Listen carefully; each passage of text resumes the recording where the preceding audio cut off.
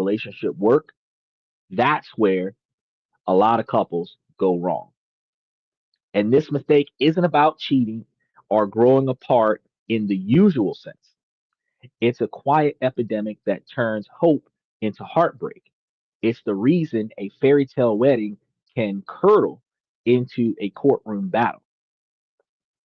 At its heart, it is a failure to talk honestly about money and expectations, a failure that rots a relationship from the inside out. And by the end of tonight's show, you'll not only understand this mistake, but you'll also have a clear, actionable plan to make sure that you and your own relationship are going to be built on rocks, not sand. So let's call this couple that we're going to talk about today Michael and Jessica, which is different from David and Sarah. I've picked on David and Sarah enough this week. Michael and Sarah's story is a cautionary tale, a mix of the thousands of optimistic couples who walk down the aisle every year, totally unaware of the cliff edge waiting just past the honeymoon. And it's weird because we identify the strongest, most powerfulest feelings right before catastrophic disappointment and adapting to pet peeves and dissatisfaction as the honeymoon phase. Why? You realize that we are so overwhelmed with extreme emotion that we do not make rational and logical choices and decisions, and we ignore red flags for that honeymoon period. And then once the thrill is over, once the excitement has become mundane, has become normal day to day operations, that's when you start getting used to it. That's when you start having to deal with the things that you used to let go. That's when you start getting more frustrated with the things that used to not really make you that mad. Like you knew it was a problem, but you didn't really complain about it. You just let it go. You just didn't talk about it. Now you're complaining about it. You guys are fussing and cussing about it. You're throwing stuff across the room about it. The honeymoon phase. See what I'm saying?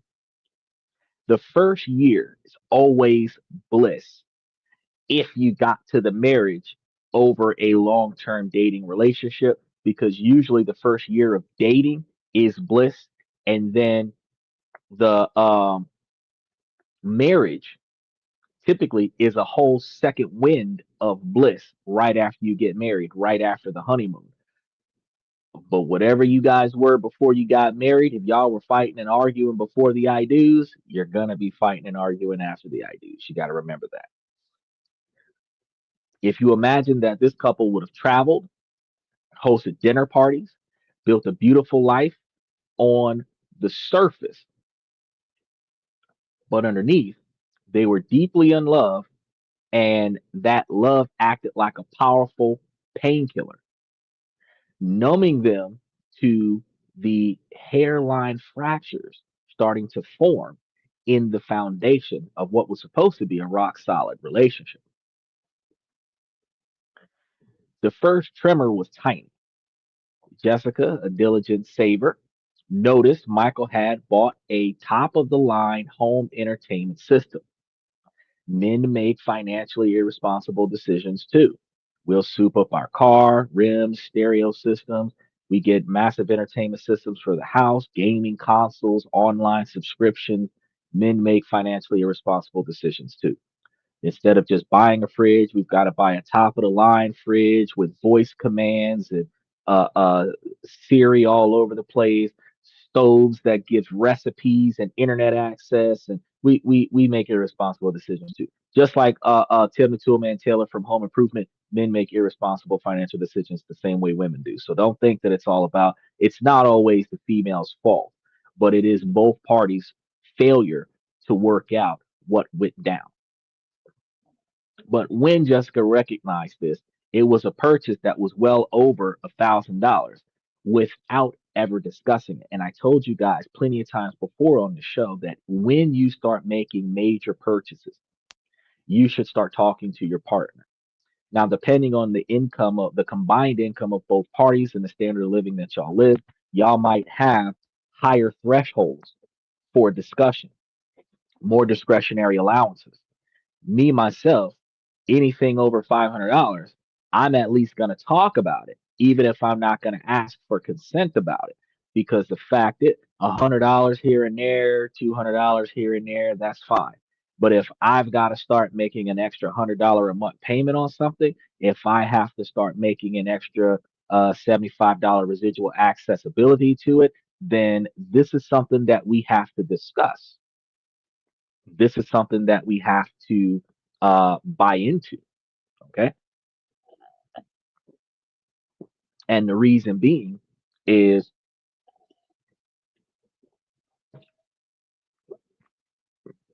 the reason being is because, hold on a second. Michael says, Michael better take all that stuff back. I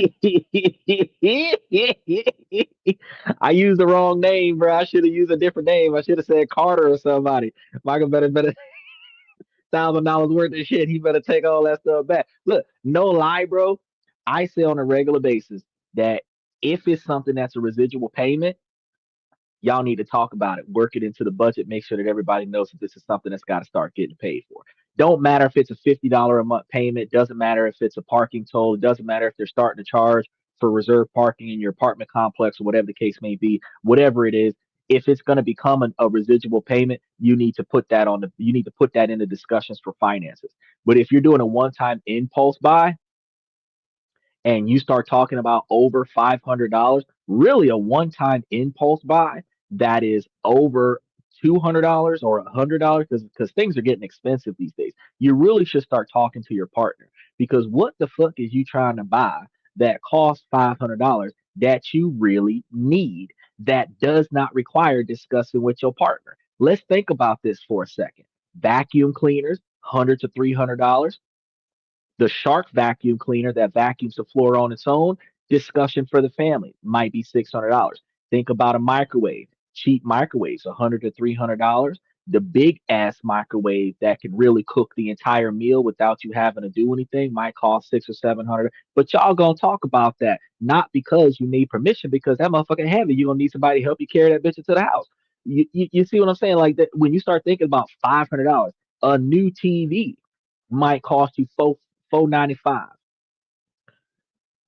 with taxes 550.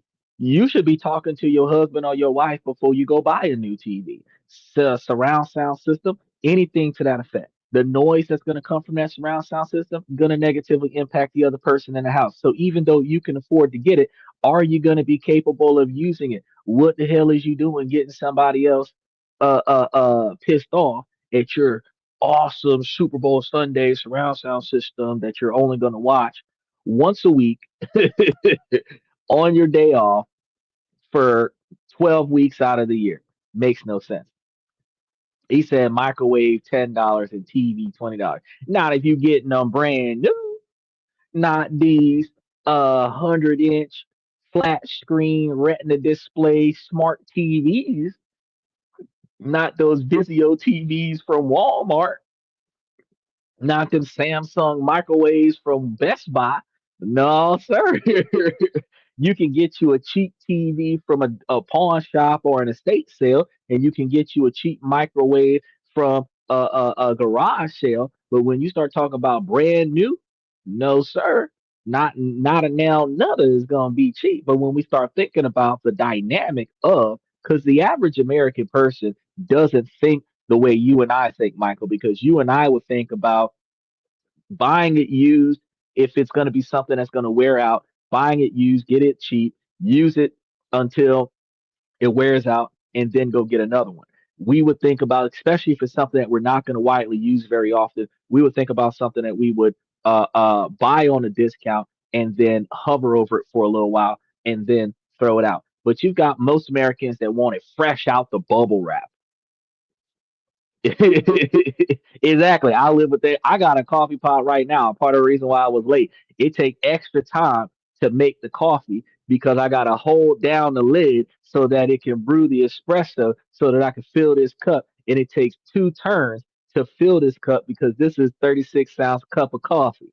And it's supposed to be producing 10 ounces at a time. So to get 20 ounces, I would have to do it twice. And to get 24 ounces, I'd have to do it three times.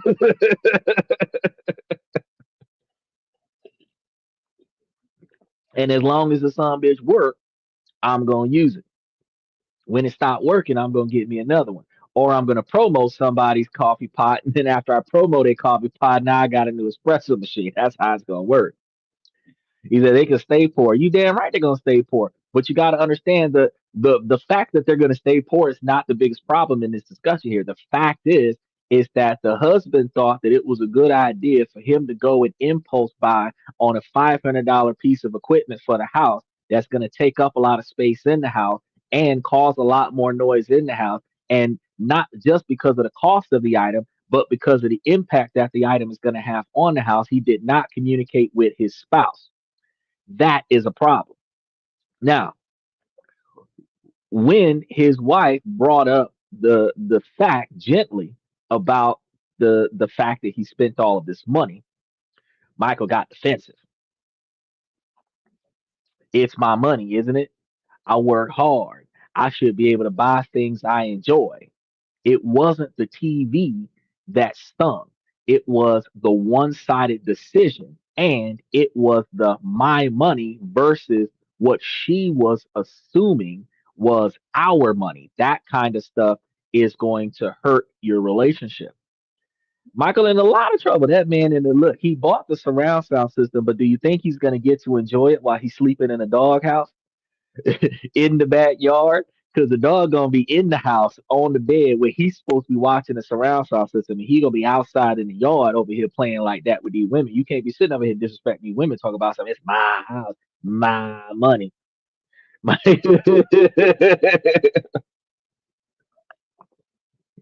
Look, you talking about no sex? He ain't gonna get no food.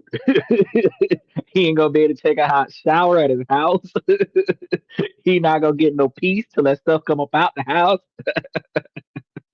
If she's not watching Oprah on that TV, if she not watching Bear Girls Club on that TV and surround sound, he is not going to be able to keep that system. But the conversation that he had with his wife just stopped, and it was unresolved. And it was a tiny seed of resentment that was planted in his wife. And you have to understand, I'm talking about the. This is a 65% male-driven podcast from the male's perspective, and I'm talking about this from the female perspective, real quick, ladies and gentlemen, because I want y'all to understand that what this guy is doing in this example is inadvertently damaging his relationship where recognizing that resentment from a woman to a man will lead to a woman filing divorce, and resentment from a man towards a woman will lead to man being miserable in a relationship because men don't file for divorce nearly as much as women. With 70 to 90% of women file divorce because they're unhappy. So these little seeds of resentment, fellas, when you start lashing out on your woman because you feel like you can do whatever you want to do because you the man of the house, because you make the most money in the house, because you do the most proactive stuff in the house. This type of lashing out on your partner, while it might make you feel defended in that moment, you're damaging your relationship. And these are going to be all the reasons why your partner divorces you, where they're going to feel less respected, less appreciated, less valued, less involved. And these are the things that are going to destroy your marriage. So when you go get your woman from the Philippines and it was all peaches and cream and sunshine because you was following her lead in her country because you didn't know what the fuck was going on, then you brought her to your country, then you started being an asshole. And because she don't know what the fuck is going on, she not gonna like this and probably gonna want to take her ass back home, and then she gonna get a divorce from you, and then all of this other stuff, and that's why we started talking about this. Like y'all gotta understand that this is a real problem. You said Michael's being a dick. Michael being a super dick right now, and Jessica thinking it was. Uh, there's another thing. There's another situation. A few months later, A letter from a collection agency arrived for Michael, right? He ain't talking about the debts he owes. Jessica, thinking it was junk mail, opened it. Now, I just want y'all to understand there's a double standard with this marriage and reading other people's mail. Yes, because the mail comes in under the name of the owner of the mail, and it is a felony to open other people's mail. Because y'all live in the same household and generally give each other permission at some point in the beginning of the relationship to go through each other's mail or read the bills. If y'all don't establish that in the beginning, don't open nothing that got my name on it. If I want you to know what's in the envelope, I will open it and give it to you. Y'all don't establish that at the beginning of the relationship. After y'all get married, she opening up your mail and reading your mail, and you got collection agencies, charge offs, unapproved transactions, overpayments, loans, all this other stuff, letters from exes and stalkers and debt threats and all kinds of stuff going on in your life that you was trying to keep her from having to deal with. And now your partner is in on the chaos and her blood pressure gonna run cold. She offended. She upset. How dare you not tell me I could have helped you? That's her train of thought. Yeah, you going through some shit. You might got a warrant out for your arrest. I could have called them and paid for the warrant for you instead of you getting arrested for it. You know what I mean? The like you got some women that would go to bat for you, and their biggest problem is not that you're in a fucked up situation. It's that you did not value her enough to tell her that you were in a fucked up situation so that she could help you. Like I said, if she's from the Philippines, she's probably a nurse. Marriage her. Bro, that's what we need. I'm telling you right now. When we get this going, bro, we going to the Philip. We gonna passport up, baggage up. We gonna go down as a squad, taking the dogs and all. We gonna go to the Philippines, and we coming back with a Philippine either nurse or housekeeper. She either know how to cook, clean, and build, or she need to know how to keep me from dying. One of the two. Yeah, and most of them over there speak 3 to 5 languages, English being one of them, and they've got 2 to 3 degrees. I'm trying to tell you, they ain't no fools over there. And then women know how to manage your money. They know how to balance the budget, which is different from managing your money because managing your money is like they know how to move your money around so your money making money for you, but they also know how not to spend so that they don't cost you too much money so that you have enough money to save so that if you was going to do something extra with the money, you got extra money to do it with. So you got to think about that now. But you got to treat them women right now because if you get one that's all about you and financial success, if you're not all about respecting her and her ability to be successful as well, you'll lose out on the good one. Now, Michael had nearly $10,000 in credit card debt in this particular situation, and he never told his wife about it. And when she confronted him, her voice trembled, and he didn't see the big deal. It's old debt from before we were married, he argues. I was going to handle it. Why are you going through my mail? Again, being defensive about the fact that she has concerns. Michael says they know how to cook and they know how to take care of their man. Yeah, they know how to braid hair too, bro. So I could go down there and I come back with some nice little corn rolls all over the place and stuff. Trying to tell you, instead of having this Trump look.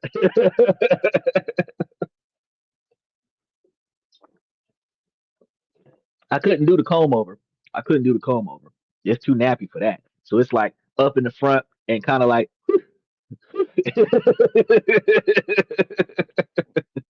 it's like the Reagan. It's like if I put a little Jerry curl in there, I might be able to swoop it over, but not like this. Not like this.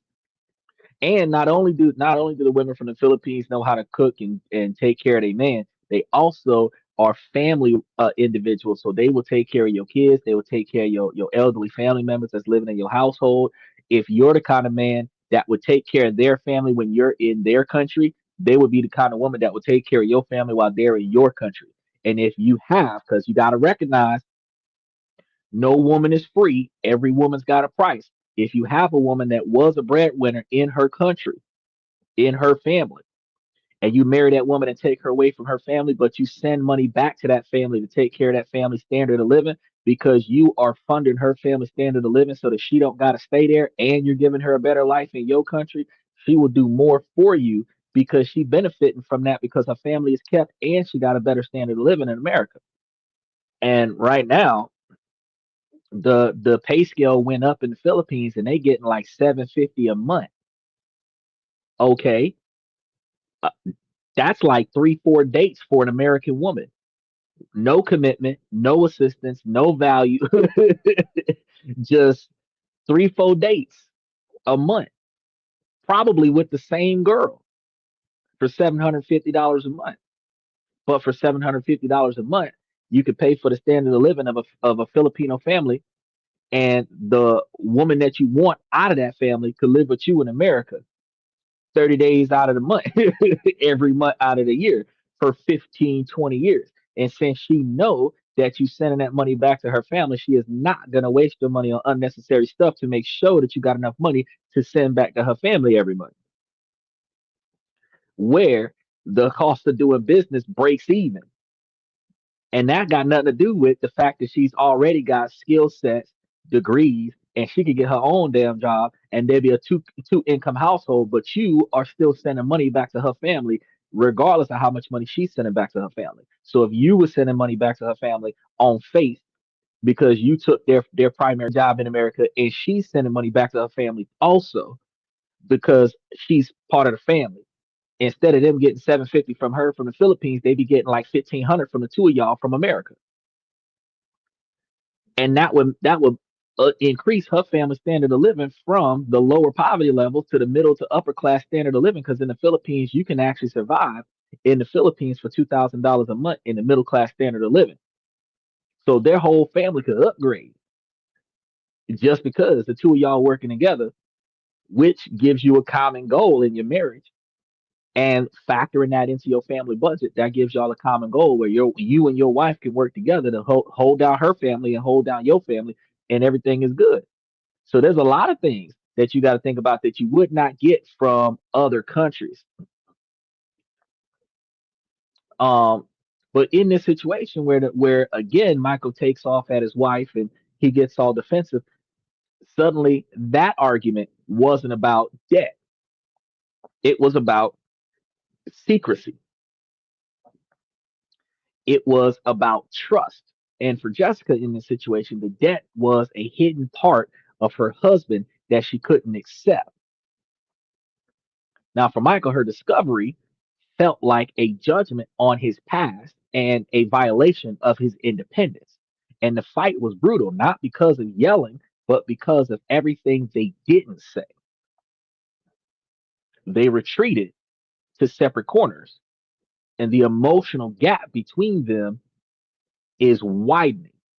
This is a classic pitfall. Financial disagreements are a strong predictor of divorce, but the real poison is the secrecy and the lack of communication around the money itself. Michael says, where's the middle class in America? I divorced Michael. Shit, I divorced Michael too. You see the way this man? I did not. I put this information together, but as I'm reading off this script, I said, man, the way this man talking to me, I'd have been and slapped the taste. I'd have hit him with a Bernie Mac smack, and then then I would have hit him with a rocks people elbow. He tripping, this man over here.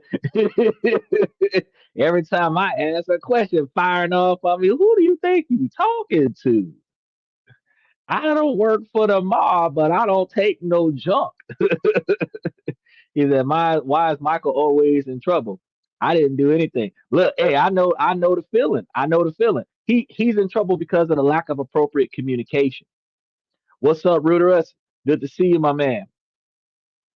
You didn't do anything, but the guy that we're talking about kind of just he went sideways with the way that he talking to his wife. Now you ask me where the middle class in America is located at. Um, Poverty because of inflation is at 55,000 right now. Um, Truth be told, working class is supposed to be the top half of poverty, bottom half of middle class, the working class. So, correct me if the numbers have changed. He said, I'm good. How about you? Hey, man, I'm doing a good job. My man, I've been playing him for a while. He's actually starting to get a little bit better. He won a couple games this week. I think he might have one more under his belt. We had a few draws. I might have to put you two together so that y'all can play a couple rounds. He queen heavy though. I noticed that. If I let him run wild with his queen, he'll take over the board. But if I stifle his queen at the beginning, he ain't got no moves. It's hard for him to get a win. But correct me if I'm wrong when I talk about this now, because the last time I checked about this was earlier this year, and I haven't checked it again because we have not been talking about the standard of living of a 1 to 2 party household. But if I remember correctly, working class was around about $1,760 or $1,775 per week, which was a little under $2,000 a week, which would be something close to about $5,000 a month, a little over $5,000 a month, and that's going to put you, from what I understand, somewhere between um 60 and 75,000 a year is middle class. Now, the last time I saw this last year, it was saying 79,000 was working class. Everything went up in February, but we're halfway through the year, so the numbers might have changed. But I do believe that working class is anywhere between 69 and $79,000 a year right now, which is the top half of poverty, bottom half of middle class, where being poor stops and being well off starts, because um the comfortable standard of living is still at about 68,000 a year for 1 to 2 people. And when you start adding kids involved, you start getting closer to 125,000, depending on which country you're in. He says, my girlfriend always checks my phone as if suspecting that, let me check. I just actually give it away, finding nothing sus. She is like, so proud of your looks, huh? I mean, what the fuck is wrong with her? What can I do? Okay, so this is something that all women do. They have this level of insecurity.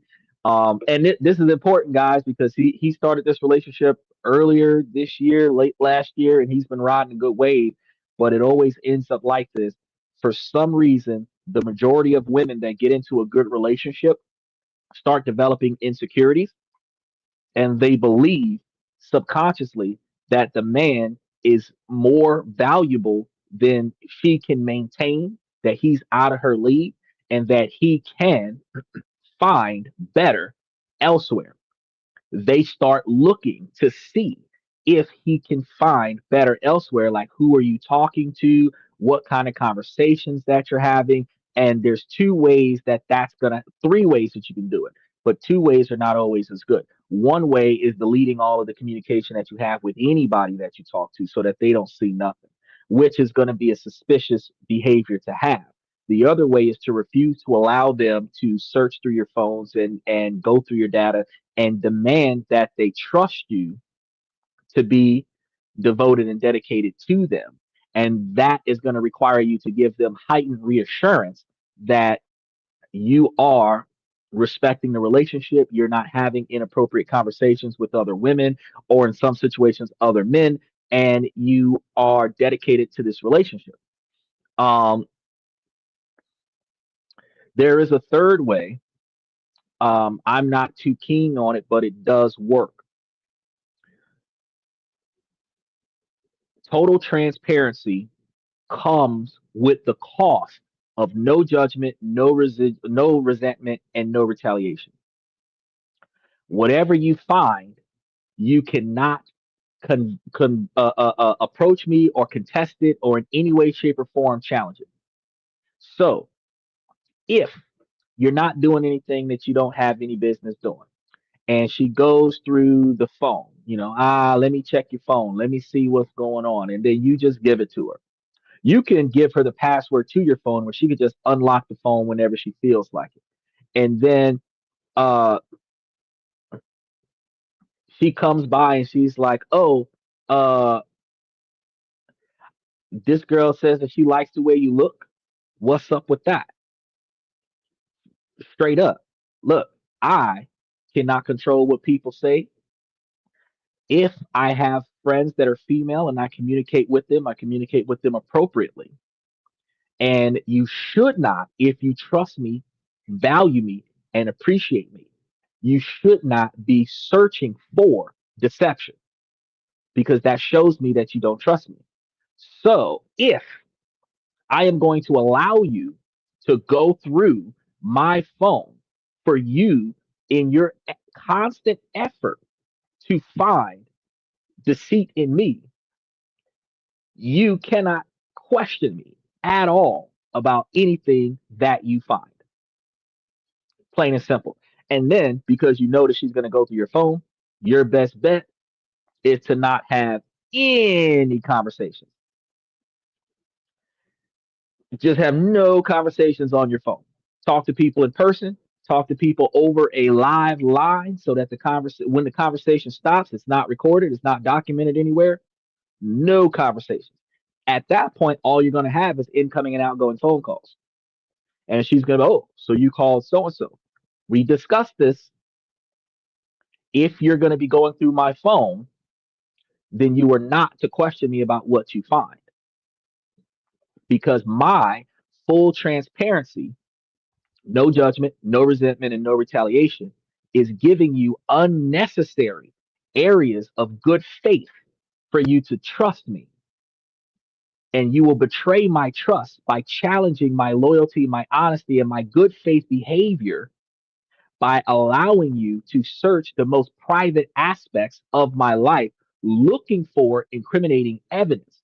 You're not borrowing my phone because you don't have one. You're not borrowing my phone because my phone does something that your phone doesn't do. You are going through my phone to find a problem with me. And until you find that problem, you will keep looking. That is a violation of my trust in you. So if you're going to do this, do not question me at all and don't switch out at all because the first time you ask me a question about what's in my phone, the first time your behavior changes because of what you found in my phone, you will not have access to my phone again. All my passwords will get changed. You will not have access to my phone again. And let's be honest, if that standing on that principle, standing on that non-negotiable expectation for behavior leads to her feeling betrayed and lied to and all of this other stuff, because a lot of times some people do this. They will manipulate you into to caving and prove, oh no, I'm not hiding anything. If you stand on those non-negotiable expectations for behavior and they don't fold and respect your position, you might have to break up. I hope it doesn't come to that. But sometimes some people have insecurities, but y'all are young though. Y'all are young. Odds are one of her friends is telling her something that's got her nervous. Whether she's seen something, and it's not them telling her something about you. A lot of times, one of her friends could be going through something where her boyfriend's cheating on her. She tells her homegirl is your girlfriend. Your girlfriend's like, oh, I wonder if my man's doing that to me. And then she'll start going through your stuff because she's afraid that all men are like that because her friend and her other friend and her other friend all experience the same thing. So if you know anything about social studies, if A large majority of a population is performing a certain way, you would expect that behavior from everyone in that population. So if everybody in her network is experiencing the same thing from boys in your age group, she would assume that you're doing the same thing. So she's going to go check to be sure that you're not. So that then when she's going up against her homegirl, she can be like, oh no, I know my man's not doing that because I went through his phone and all he talked to is people on Discord and stuff to that effect.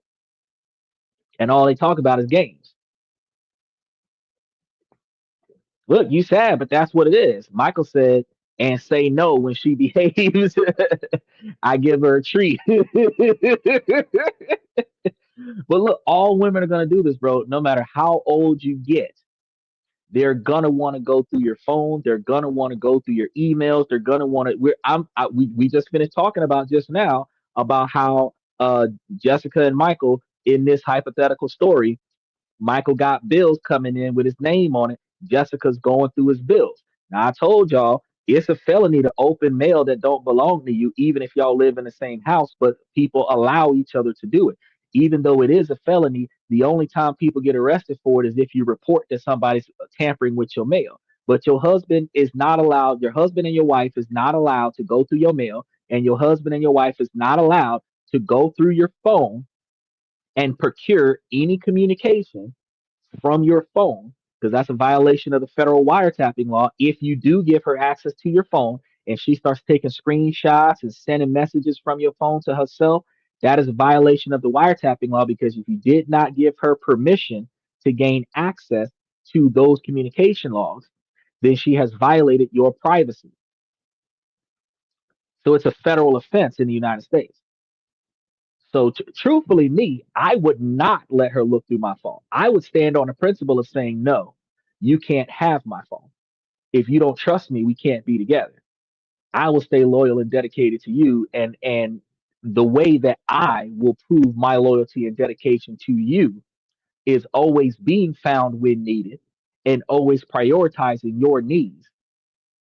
But I will not put an unnecessary quantity of effort into satisfying your insecurities by allowing you to violate my privacy just so that you can maintain your trust with me for another 24 hours. That I'm not going to do. He said, love, all right, I'll try. It's not a problem, man. It's a new relationship. Like I said, you don't have nothing to hide. Because you don't have nothing to hide, matter of fact, you can have the long standing conversation with her because communication is a key. And since she continues to start, this is something that just started happening. You could sit her down and ask her, why is it that you keep going through my phone? What are you looking for? Do you not trust me? Why are you forever searching through my phone for things? And be clear about that. I don't feel comfortable with you forever searching my phone as if I'm doing something wrong. It makes me feel like you don't trust me. It makes me feel like I've done something wrong. It makes me feel like you're hiding something because honestly, the largest majority of relationships where one person is overbearingly violating the privacy of another is because their guilt of I can only trust you to do what I would be willing to do in the exact same situation. Unnecessary searching of your privacy to find failure on your side of the relationship, in some situations, not necessarily yours, could stem from deceit from the opposite side. So the party that opened the investigation usually feels guilty because they've cheated some way, shape, or form. Whether they've had too much of an emotional bond with somebody else, kissed somebody else, had an affair, did something that they wasn't supposed to do, and now they feel guilty. They wonder if you're doing the same thing. As long as you're not doing the same thing, they feel worse because they betrayed you and they're trying to find out if you and them are the same. But the worst thing that they do is if they find something, say the other person cheated, they're going through your stuff looking to see if you cheated. If you cheated too, they will condemn you for cheating to take the spotlight off the fact that they cheated. Two wrongs don't make a right, but they will condemn you because they caught you before you caught them. So sitting her down and talking to her clearly and being like, hey, what are you really looking for? You know, because I got school. I spend most of my time with you. When I don't got school, I got my podcast. I'm online talking to people about chess all the time. Like, what are you looking for? You don't even see me talking to other women when you walk up. What are you looking for? If you don't feel comfortable with me, we need to address that. Why do you feel that way? What have you heard and who have you heard it from? Let's go address them together. If you have those open lines of communication, you could probably put a stop to her desire to search. But Michael will tell you we had a relationship on the show either last Sunday or the Sunday before where the relationship started where guy was straight up consistent. He said, "Don't go through my emails, don't go through my phone. It's a deal breaker in a relationship. If you go through my emails, if you go through my phone, if you go through my communication logs, we're not dating each other no more." His wife went through his stuff and they were on the verge of getting a divorce, which means that they had a relationship, they didn't got married, and she just now starting to mess this situation up because of her insecurities. Michael said, or they would have cheated. They were cheated on before. Well, Michael, you got to understand. While you are 100% correct, uh, these are high school sweethearts, so it's unlikely that they're at the age where she should be active. She should be at the age where she was barely allowed to talk to boys. And this might be her first boyfriend, if not second. This might be her first boyfriend outside of class. So you got to understand, this is an early stage behavior which is observed from influence from outside of her relationship, an environmental influence, not past trauma. But if these were adults, then yes, it would have been from past trauma. And with past trauma, you have to communicate with your partner that you cannot compare me to your past. And since you cannot compare me to your past, whatever was happening with your past, if you're starting to feel insecure, you come and talk to me about your insecurities. If I feel the desire to go through my phone with you and talk to give you commentary about every conversation that I have, if I make that my daily routine. Oh, I talked to Mark, or I talked to Jennifer, or I talked to Carlos, and this is what we talked about. This is how long we talked. I don't have to open up my phone. I can tell you about the conversations that I had just so that you feel comfortable about who I'm talking to and what we're talking about. And then, if in event you did end up in my phone for some reason, and you came across that conversation, you would know what that conversation was about. And if the conversation started turning inappropriate from the other person, how I put a stop to it and sever communication with that person. Or if I'm going to maintain communication with that person because it's a work colleague or something like that, that I have demanded respect from that person so that you don't have to see those types of communications going forward. Either way it goes, it doesn't mean that you're going to fix her insecurity, but if you're proactively working with her, then you'll be able to minimize some of that chaos. Michael said, and their trust is the issue. Trust is the insecurity is going to be more of an issue than the trust because while she might trust you, her fear of her fear and her self doubt will lead to negative and inappropriate behavior. So that's something that we just can't address like that as men. Men have insecurities, but men's insecurities manifest in a different way. A man is not going to go through his girl's phone and GPS track her and all this, that, and the other because he's insecure about her. A man is going to have some demands, and if she don't follow those demands, he's just going to break up with her. If a man's been with this woman for a long period of time, he might hire a private investigator like cheaters. But usually, when you're hiring a private investigator like cheaters, you're ready for the divorce. You're ready for the breakup. You're not trying to fix this relationship. Micah says most first time marriages is rough the first year, which is common, and that's one of the things we're about to talk about in today's show because the Some of the unseen clues in the beginning of the relationship are going to be revisited unseen clues in the beginning of the marriage. And if you're not addressing these things, it will wither away because just like Reuter says, he feels uncomfortable. So he has a sense of betrayal. He's developing a level of resentment because she is searching his phone unnecessarily looking for deception, which hurts his feelings. And that constant behavior every day, every week, every time we meet up is going to make him feel like she thinks he's guilty of doing something. Some men will take her behavior and then act on it. If you're going to keep accusing me of cheating, I might as well cheat. At least I'm being treated this way because I did something. That's not the right way to be, but that's how some men think. So her ability to accuse him of deceitful behavior would likely lead him to perform deceitful behavior.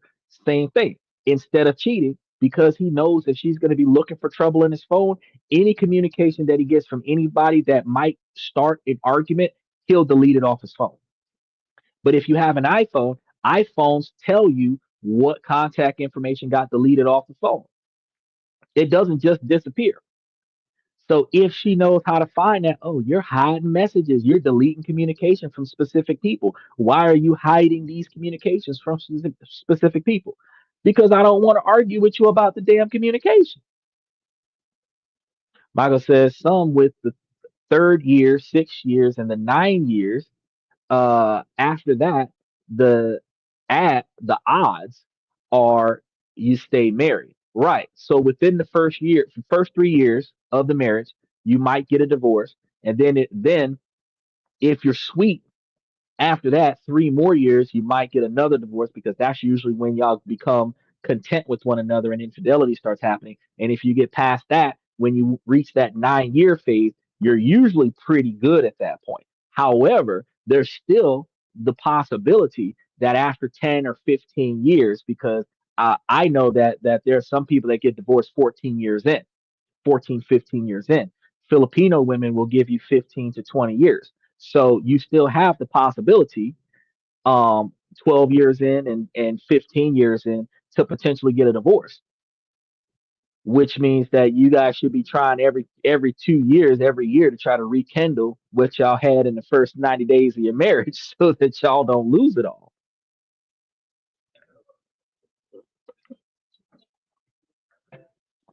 Michael says, marriage is like 2 years. They don't seek together until they're smoothed out. Yeah, go to their trash files. Yeah, they'll go to your trash files. A lot of times we'll hit delete and things will go into our trash file, and we don't think all the time to go in there and dump the trash file.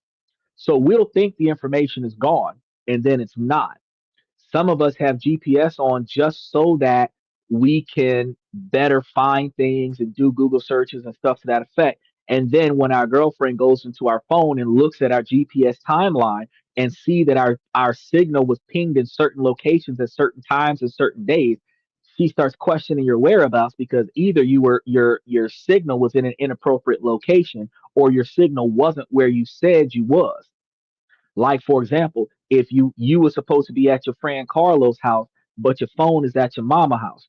You forgot your phone at your mama house and went by Carlos' house. You told your girl you was at Carlos' house, but when she look at that date and time that you was at Carlos' house, your signal say you was not at Carlos' house. So that makes you out to be a liar.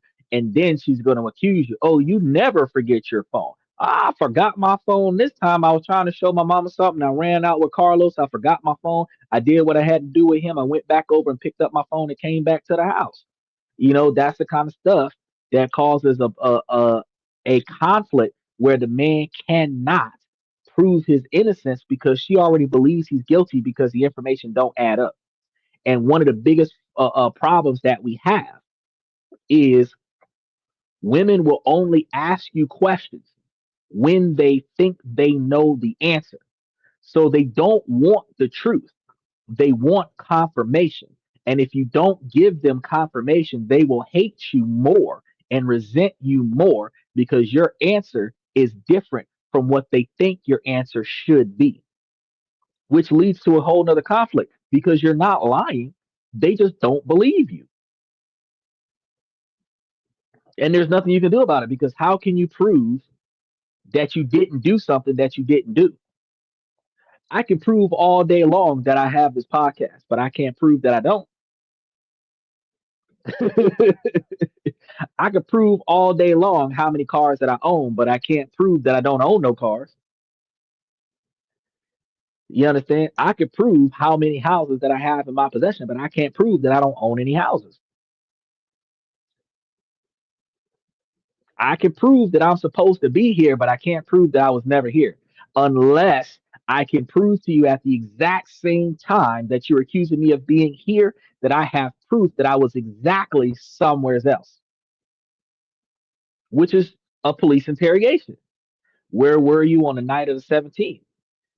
Who can confirm your whereabouts? So now I not only have to tell you where I am, I have to have witnesses that authenticate where I was. Because if I tell you where I was and I was alone on the lakefront, on top of the car, looking at the stars, no surveillance cameras, no security guards, no witnesses, nobody can vouch for my statement. If somebody else says that I was at a specific location that also has no witnesses, no video surveillance, if I didn't get a parking ticket or something like that that proves that I wasn't there, I can't prove that I wasn't there because I wasn't there. But if I was there, I could prove that I was there. Like I said, I should have never hired that secretary. I was at your sister's house. Shoot, I'm guilty. If you seen her, you would too. Okay, OJ Simpson. Exactly. Exactly. Oh, but see, with OJ, they had a guy across the street that was videotaping what happened. You feel me? So, and he still didn't get got with it. If you can't prove that you wasn't there, you was there. You could prove that you was there, but you can't prove that you wasn't unless you could prove that you was somewhere else at the exact same time. But like in the situation with Jessica and Michael, the money problems revealed something much deeper because their expectations for their life together were completely misaligned. Jessica had imagined a partnership where big decisions were made as a team. She expected transparency and shared goals, savings for a house, building a future. Michael, on the other hand, came from a family where finances were kept separate and private. He expected to have his own independent life that was subject to a committee vote. Neither of them was wrong, but they had never, not once, had a real conversation about it. They just assumed they were on the same page because they were in love. You should never assume that somebody else in your network thinks the same way you do because that's the way you think. You can confirm that based on your behavior patterns that the other people in your network goes with the flow while they're with you. It does not mean that they agree with you. It just means that they don't contest you while they're with you. So, ladies, y'all got a man in the friend zone. Don't say that he in the friend zone because he only sees you as a friend. You recognize that you're in the friend zone with him because you see him as a friend. Don't ever lie to yourself or to anyone else and say that the man that you got as a male best friend in the friend zone has absolutely no interest in you unless he has no interest in women at all. Because if he has interest in women and he is your male best friend, if you offer him the opportunity to be your boyfriend or whatever, he more and tell him that this is a serious offer. That if you accept, we will be dating effective today. I guarantee you that he will accept that offer. Every man in the friend zone will accept that offer. Short the men that are already happily married, have moved on from you, and this, that, and the third. Short those men. Everybody else who's still single and looking, lingering around you, that's your male best friend. If you offer them a serious, legitimate relationship right now, today, if they say yes, this offer goes off the table when this conversation ends, I guarantee you he'll accept it. Guarantee you he'll accept it. And if he came back tomorrow or the next day, I thought you was playing. No, I was serious. But since you said no, it's never going to happen from here on. I guarantee you, every man in the friend zone that's not already committed to somebody else will definitely tell you yes. Like I said, off the plate and breakfast with friends in the AM. Happy Sunday, everyone. Make sure that you get them rounds in and enjoy that breakfast. Are you going to like IHOP or Denny's or something like that? Or because I know you're supposed to be going to the golf cart. If you want her to love you, put her in the friends list. He's right. If you keep her in the group of friends that you affiliate with, where she can be included, she will have less doubts.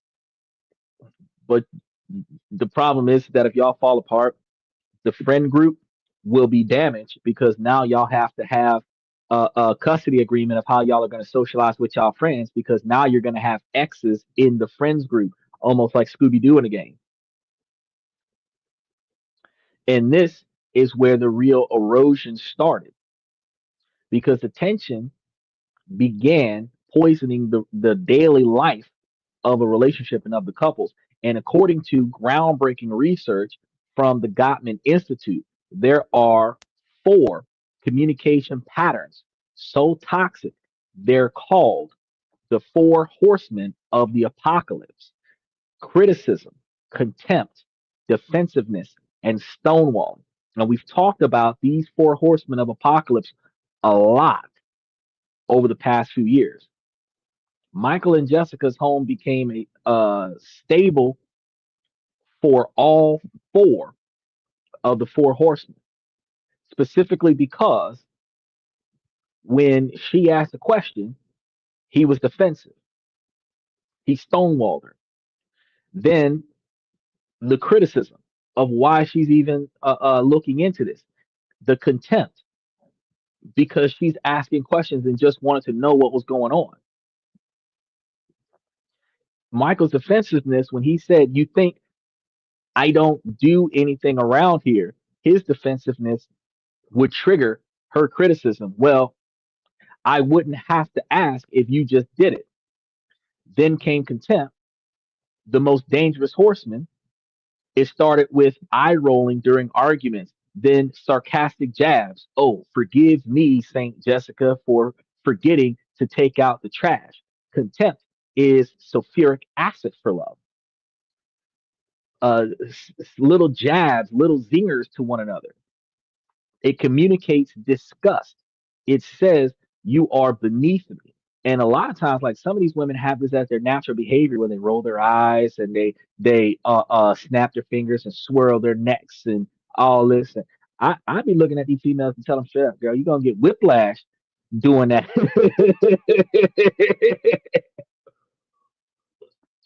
You know how they say don't make that face because it'll freeze that way. Once you be swiveling your neck at me, you get whiplash now. Finally, stonewalling will set in because after a fight, Michael would retreat to his video games for hours, shutting her out. Jessica would give him the silent treatment. The air in the home would be thick with anger. And the first few times that this happens, they might not talk to each other for a few minutes to a few hours, but throughout the relationship, it'll start becoming days, weeks, months, to the magnitude where they will get used to not communicating with each other. And they were no longer a team solving a problem once it gets to this magnitude. They were two enemies in a cold war. Their love hadn't vanished overnight, it was starved. Starved of honest conversation, starved of empathy, and slowly choked by unspoken expectations and resentment. Their marriage was just a hollow shell. The divorce was the only formality. So the story of Michael and Jessica is tragically common and it shows the true nature of the biggest mistakes newlyweds make. It's not one thing, it's a systemic failure. It's neglecting the core operating system of the relationship, a system built on honest communication, transparent finances, and shared expectations. When this system fails, the relationship is doomed, no matter how much love is there. And you'll come to find a lot of times, once people get divorced, they will find themselves becoming the best of friends as ex husbands and wives. Because now the breakdown in communication that used to not be there is no longer an obligation to perform. And they're able to exist with each other effortlessly because they voluntarily communicate what they need to communicate and are not obligated to communicate anything that they're not willing to communicate. And the lack of expectations between the two of them allows them to formulate a very good relationship between the two of them where they become better than their former selves. Some people end up rekindling their marriage and getting married again. Others just stay divorcees and really good friends, especially if they have children in the mix. So let's break this down because we've all heard that poor communication leads to divorce. But what does that really mean? It's not just about not talking, it's about not connecting. The Gottman Institute found that the health of a relationship comes down to how partners respond to bids for connection. A bid is any attempt to connect, from what a beautiful day to I'm really worried about my job. There are other ways to connect where old school individuals might come up and ask you a stupid question about a complex situation that they don't even have to address. Like, if you took the car for an oil change and came back, oh, how's the car? It's fine. I took it for an oil change. There's nothing wrong with it to begin with, you know? Or if you put the car in the shop for a major repair, you come back to the house without the car because it's in the shop for a major repair. Their bid for uh connection would be asking you, how's the car? Well, it's in a shop for a major repair. I don't know how the car is until they call me and tell me how much it's going to cost. I'll tell you when they tell me. But if you entertain that bid for connection, and oh, I assume the car is fine. They haven't done a diagnostic, but they did tell me that it might cost between this much and this much, and they'll tell me, and when they tell me, I'll come back and I'll tell you, and that sets the stage for a follow up. Then when they do come and tell you, then you come and tell them. So I talked to them today about the car. This is how much it is, and whatever, whatever. They should have it fixed in a couple of weeks. Blah blah blah blah. If they're waiting on parts, it might take a couple extra weeks, whatever the case. And all of this gives you the ability to finesse a more effective um, stage of success in communication.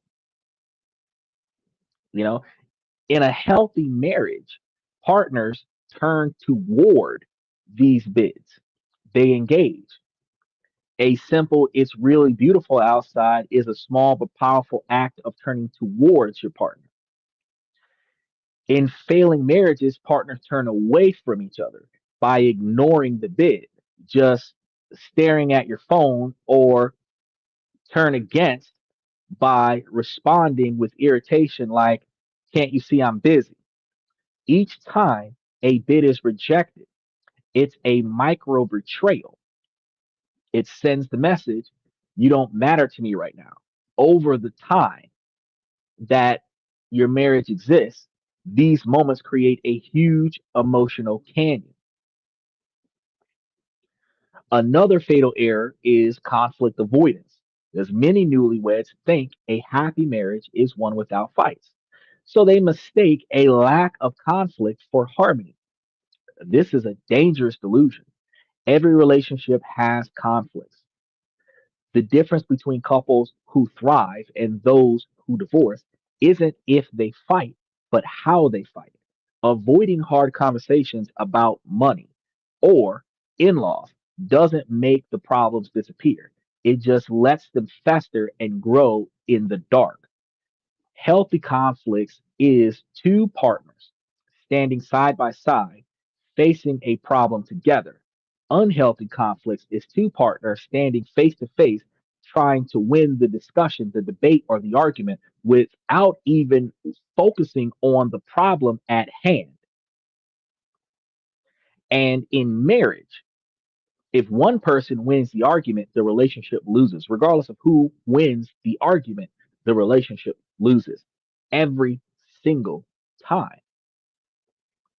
Arguments about money are one of the top predictors of divorce. But here's a critical insight. It's very crucial for you to pay attention to this. Fights about money are almost never just about the money. Money is the symbol. It represents our deepest values, our sense of security, our dreams, and our ideas about power and freedom. When a couple fights about money, they're usually fighting about a clash in those fundamental areas. Hidden financial information, whether it's a secret credit card or a hidden student loan, unpaid tickets, worn out for your arrest that might cost money, child support payments, alimony that you didn't talk to your spouse about. These are things that are most destructive, and this can really harm your relationship. The discovery of this hidden debt isn't just a financial shock, it's a profound breach of trust that can feel as painful as an affair. Take, for example, most of us got student loans, and those of us who have student loans, some of us have those student loans as a monthly payment that we actually pay. In a relationship, you might have gotten your degree or dropped out of college, but you still have that student debt.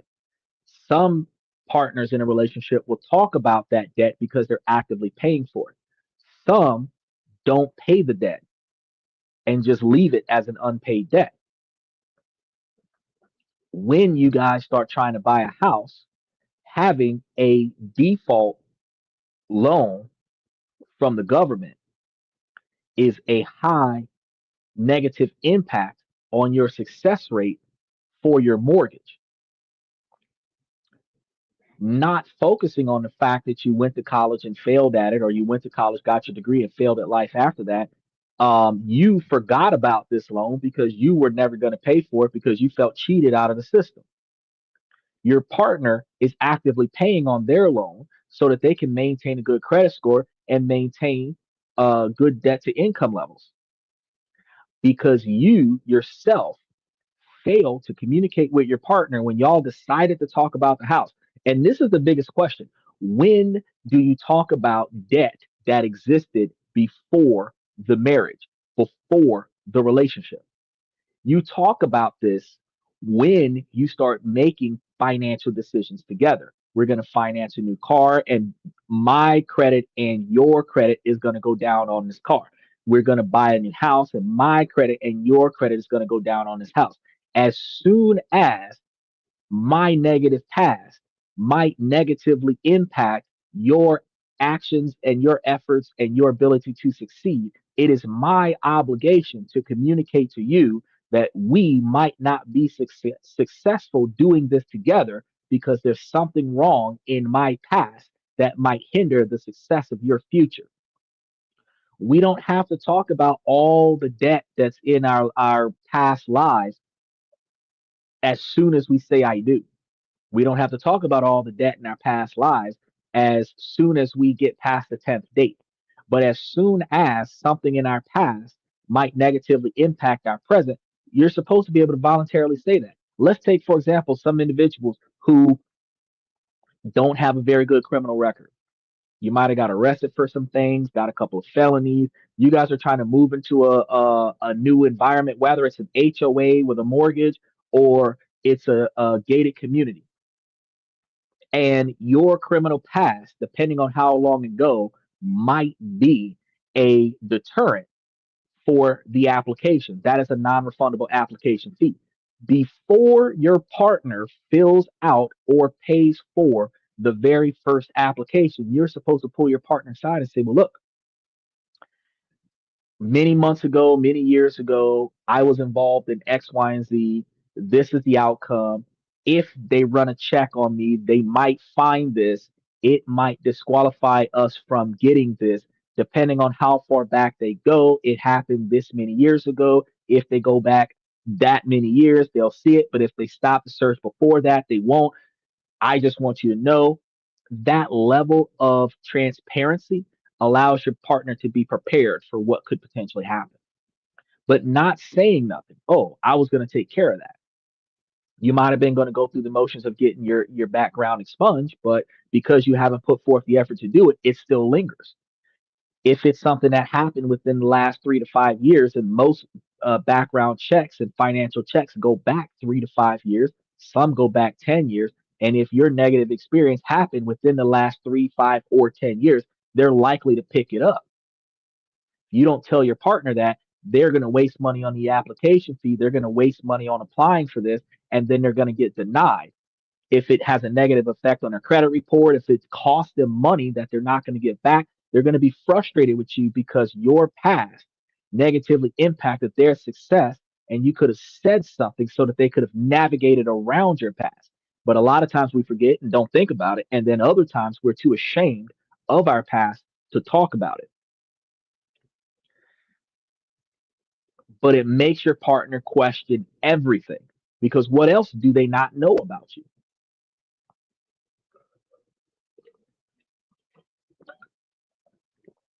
Disagreements over spending money or saving money or another battleground. If one person is a big spender and the other is a big saver, it's not just a difference in habit, it's a difference in philosophy. So the spender sees money as a tool to enjoy life right now, while the saver sees it as a tool for security later, making your later greater. Without an open conversation to align those views, the spender feels judged and the saver feels anxious. This leads to constant tension where every purchase is a potential fight. You also have the problem in this scenario where a potential spender might feel parented by the saver when the potentials when the spender has to ask or discuss or negotiate spending with the saver. It gives a dynamic of control as a feeling, not as an actual action, because you're supposed to communicate together. You're supposed to make decisions together.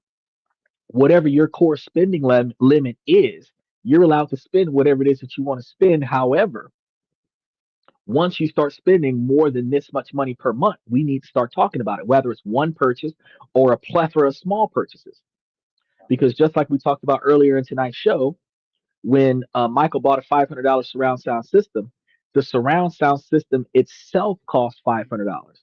But the TV could have been $100. The speakers could have been $50. The equalizer bar could have been $75. The It could have had a projector involved in it. It could have had mounting brackets or whatever the case may be. But the quantity of stuff that it took to make the entertainment system whole might have cost $500. Whatever he was trying to do that would have led up to a total of $500 worth of spending, whether it was at one time or over the course of this 1 month, should have been able to go and talk to his partner about it and say, hey, I was thinking about getting a surround sound system put into the house. And it I've priced it, and the cheapest one that I can put together might cost around $500. What do you think? You're not asking for permission, can I buy it? You're asking for their observation of what how would they feel if I did this? Hey, it's your money, you do whatever you want to do. They don't care. But if they're thinking about, well, you have your smoking that you do, your drinking that you do, whatever the case may be, they're not judging you. They might say, well, getting the surround sound system is fine, but why not buy it in pieces? If it's not all one set, Why not buy it in pieces? If you don't have an urgent reason why you're getting it now, you can buy the TV this time, you can buy the speakers next month, you can buy the equalizer bars the month after that, or you could wait until Thanksgiving and get everything on Black Friday sale, where instead of you spending $500 for the system, you might spend $250 for the system. Or if you're spending $500 for the system, you're spending $500 for more stuff because on Black Friday, there are a lot of things that are 50 to 75% off. And then you have Cyber Tuesday, and that type of discussion, while he might be asking for it in September, she might say, well, if you wait a couple of months, you can probably get that on sale and either get twice as much stuff or get it for half price. She's not telling you not to do it, but she's telling you to prolong your impulse buy to make it more financially beneficial for you. That communication is why you talk to your partner about what you plan on doing, because you might be thinking about getting it right now because the deal that you saw looks like a good deal. She might know where you can get a better deal. Not communicating with your partner leads to constant tension where every purchase is a potential fight.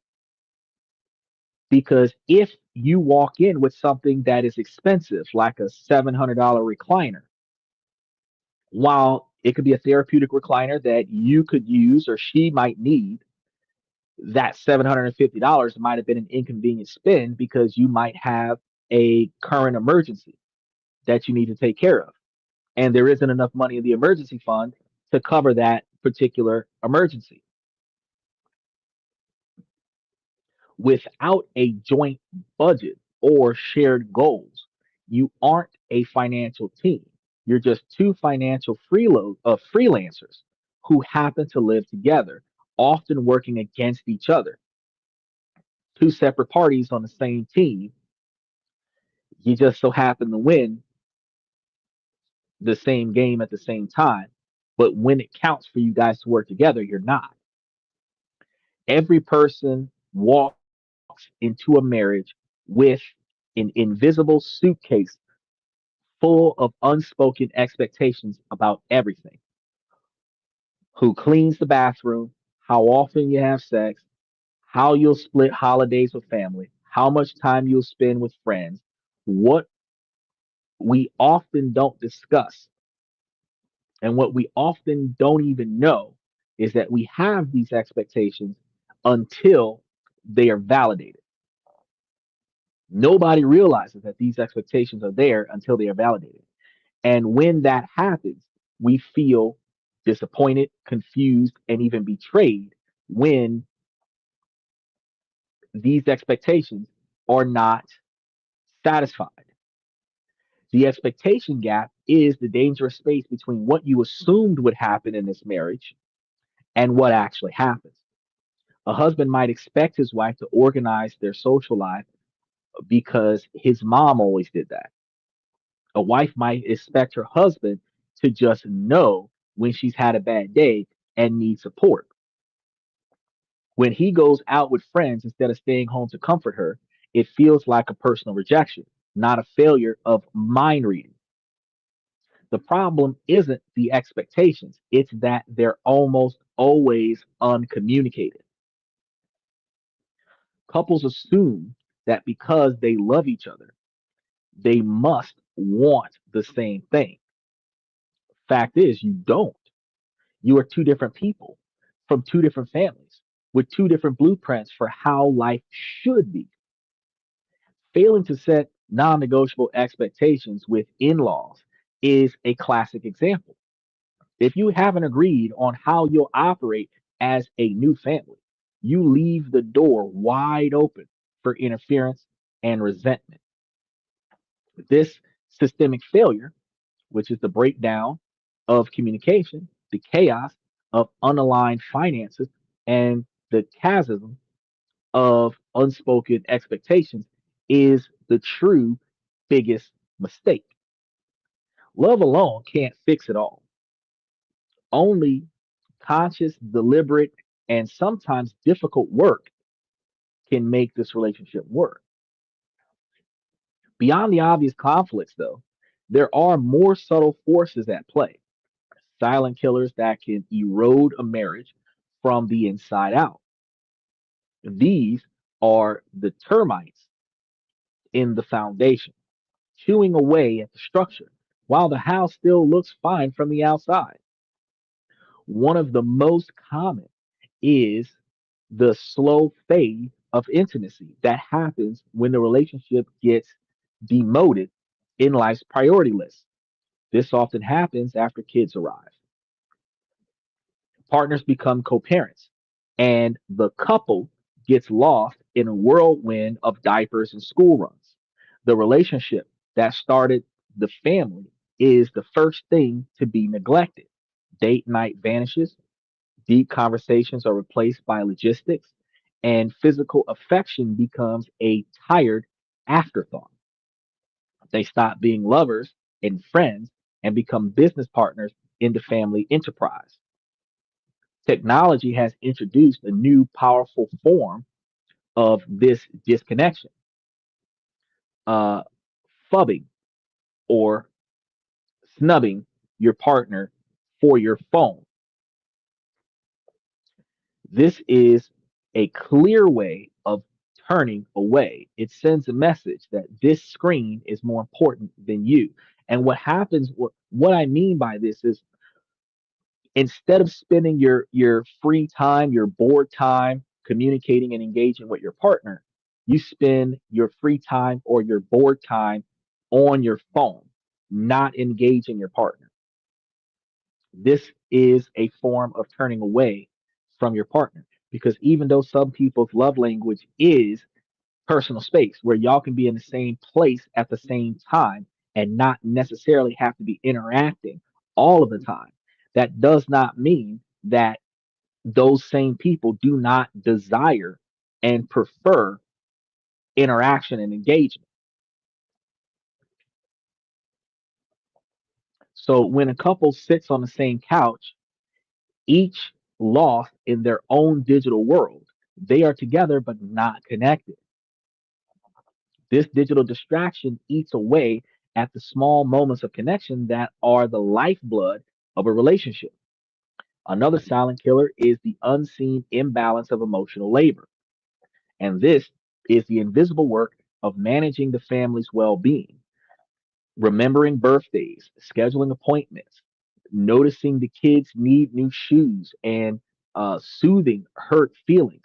In many relationships, this burden falls desperately on one partner, usually the woman, because men are not allowed to be expressive a lot of the times. They're usually the rock. This exhausting, relentless, and often totally unacknowledged position really damages the relationship. The partner carrying the load feels like the default manager for the entire family, leading to deep resentment, while the other partner is blissfully unaware that there's a problem. An emotional toxic dynamic is when partners start competing with each other instead of collaborating. This can happen when one person's career takes off, sparking jealousy. It can be a competition over who is more tired, who does more for the kids, or who is winning an argument. This mindset is the opposite of a partnership. A marriage is a team sport. If you're keeping score against your team has already lost. If you're counting friendly fire kills in a team sport, you know that you lose points for every friendly fire that you perform. Your team never wins. Finally, a marriage can die from a simple loss of mutual admiration, the loss of value in each other. In the beginning, couples are fascinated by each other, the mystery, the excitement, the wow.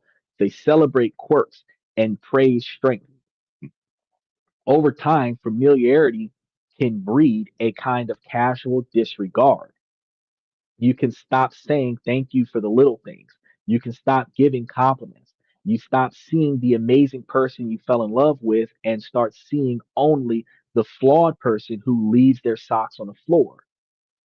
Dr. John Gottman's research shows that a decay of admiration is a key reason contempt takes root.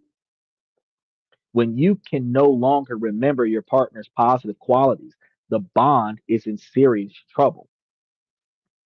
While the core principles of a strong marriage are timeless, the challenges couples face can look different depending on when they get married.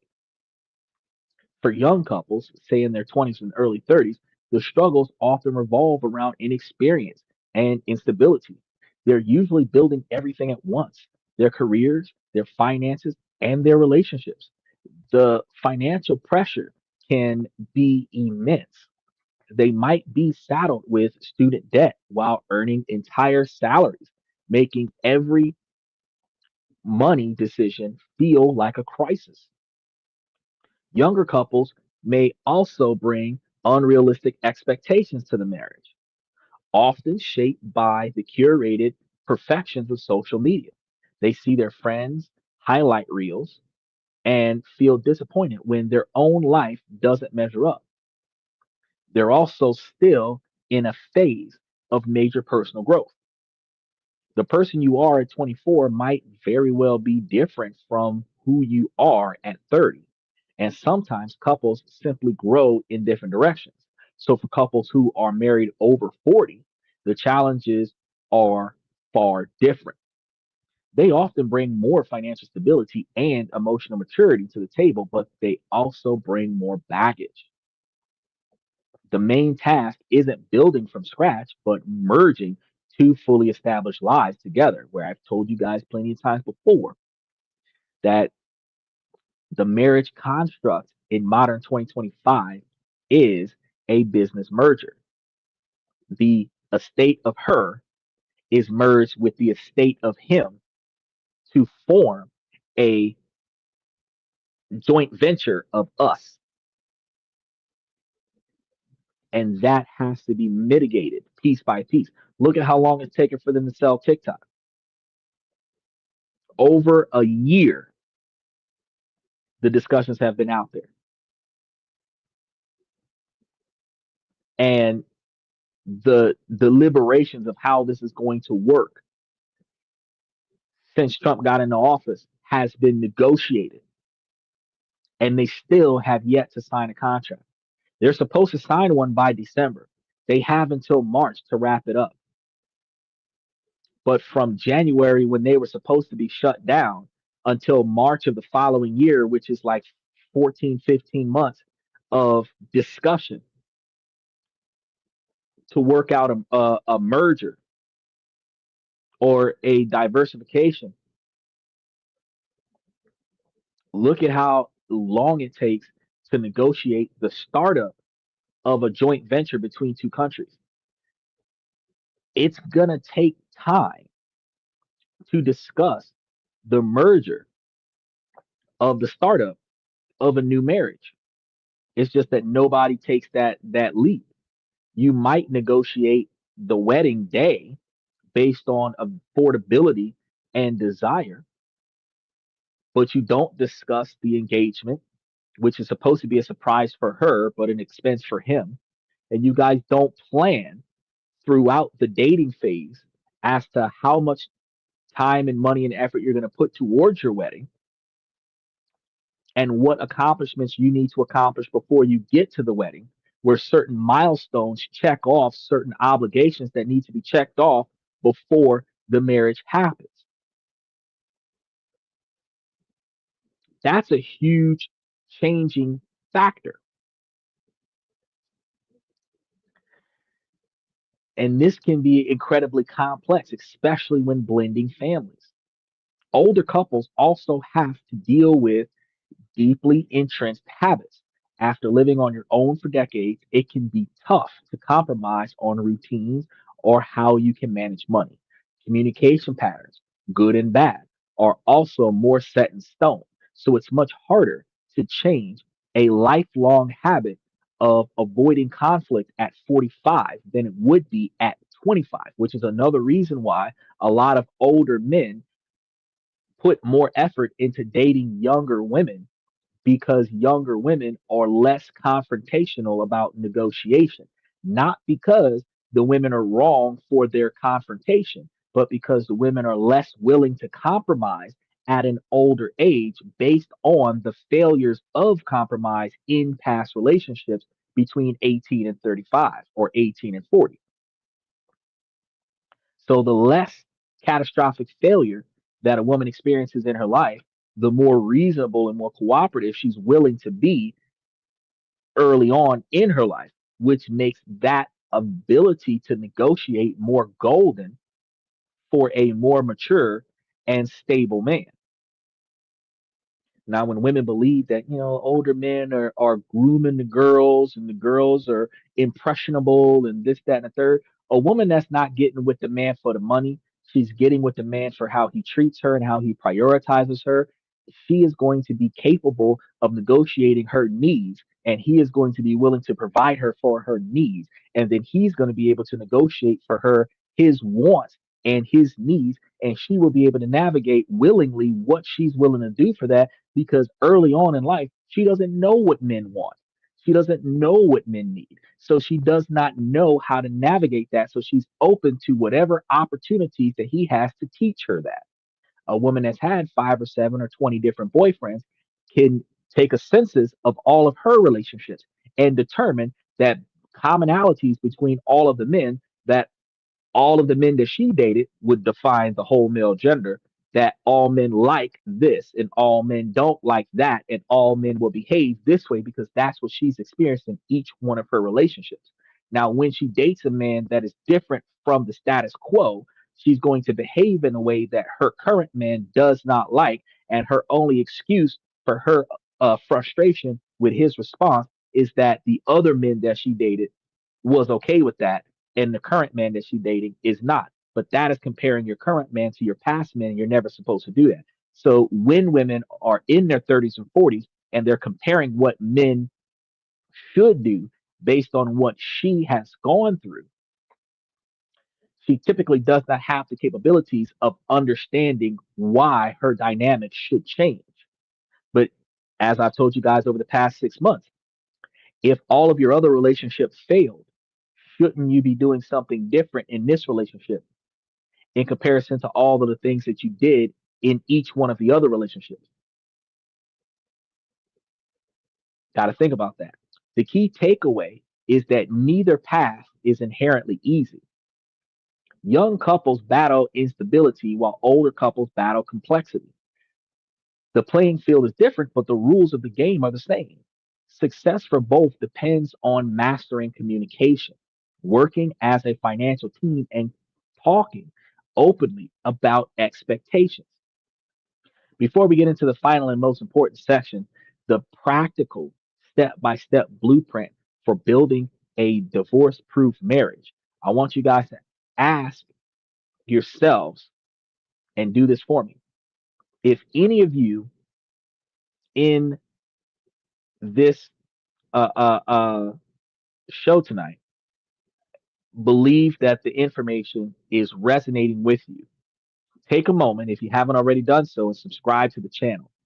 Hit the like button, because we're dedicated to giving you guys research based, non uh, uh, bias, no nonsense tools to help you build relationships that actually last. And more importantly, I want you guys to contribute.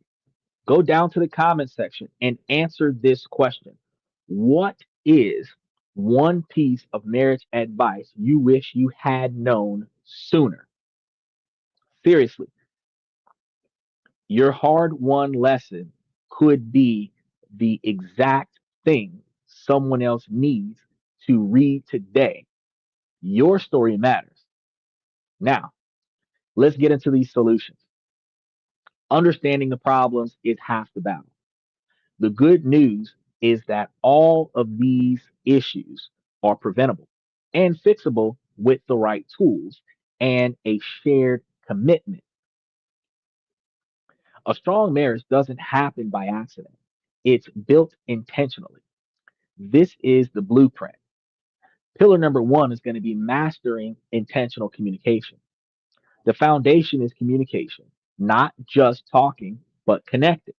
You have to actively replace bad habits with good ones. Schedule a weekly State of the Union style discussion. This might sound unromantic, but it's one of the most powerful things you can do. Set aside 30 to 60 minutes each week with no distractions, no phones, no TVs. Use this time to check in. Talk about what went well, show appreciation, and gently bring up any issues. This stops small annoyances from becoming huge resentments.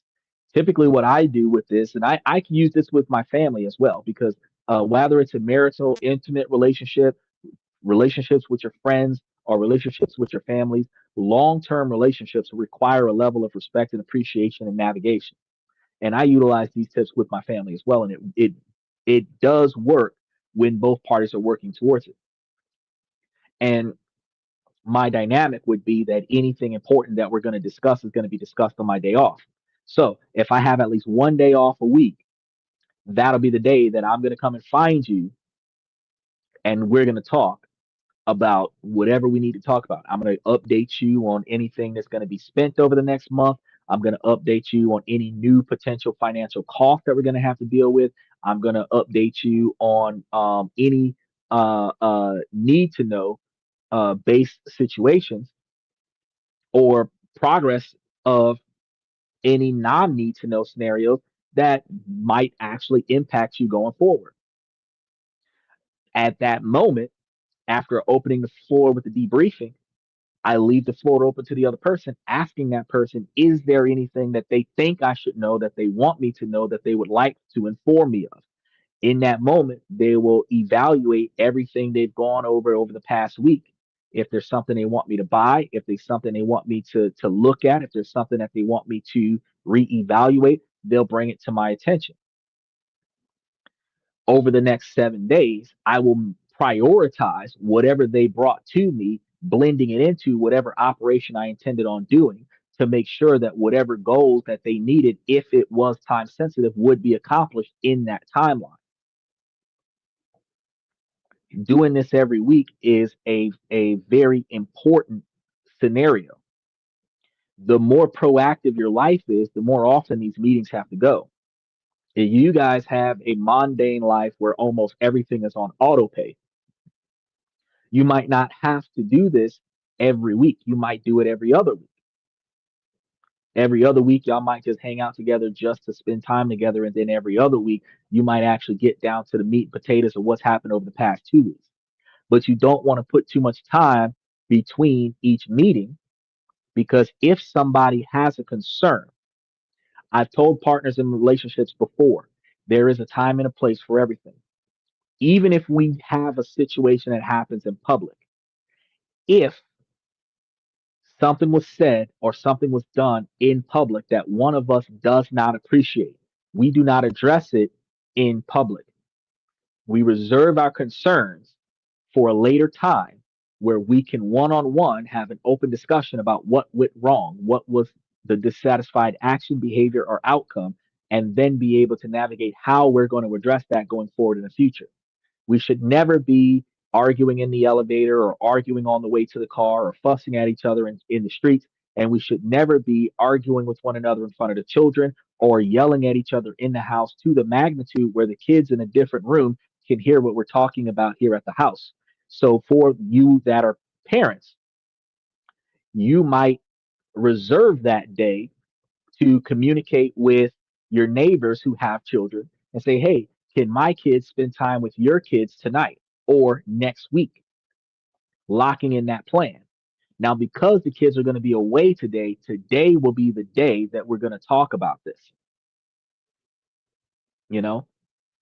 And if you've got couple friends that have children, y'all could communicate with one another. We're going to have we were planning on having an important discussion, and we would prefer that the kids not be there for that discussion. If you watch our kids this week, we'll watch your kids after that, and work it out. If they realize that you guys are able to work out your marriage problems without the kids being present, and that's working for your relationship, and they want to try the same thing, you and them might take turns keeping possession of the kids so that the kids are not involved in any discussions that turn into a heated argument where you guys can work it down, work it out, and then when the kids come back the next day, the kids are not aware of the dissatisfaction that occurred that led to the resolution where everybody's all happy. Now the kids will be oblivious to the conflict. That is the ability to negotiate.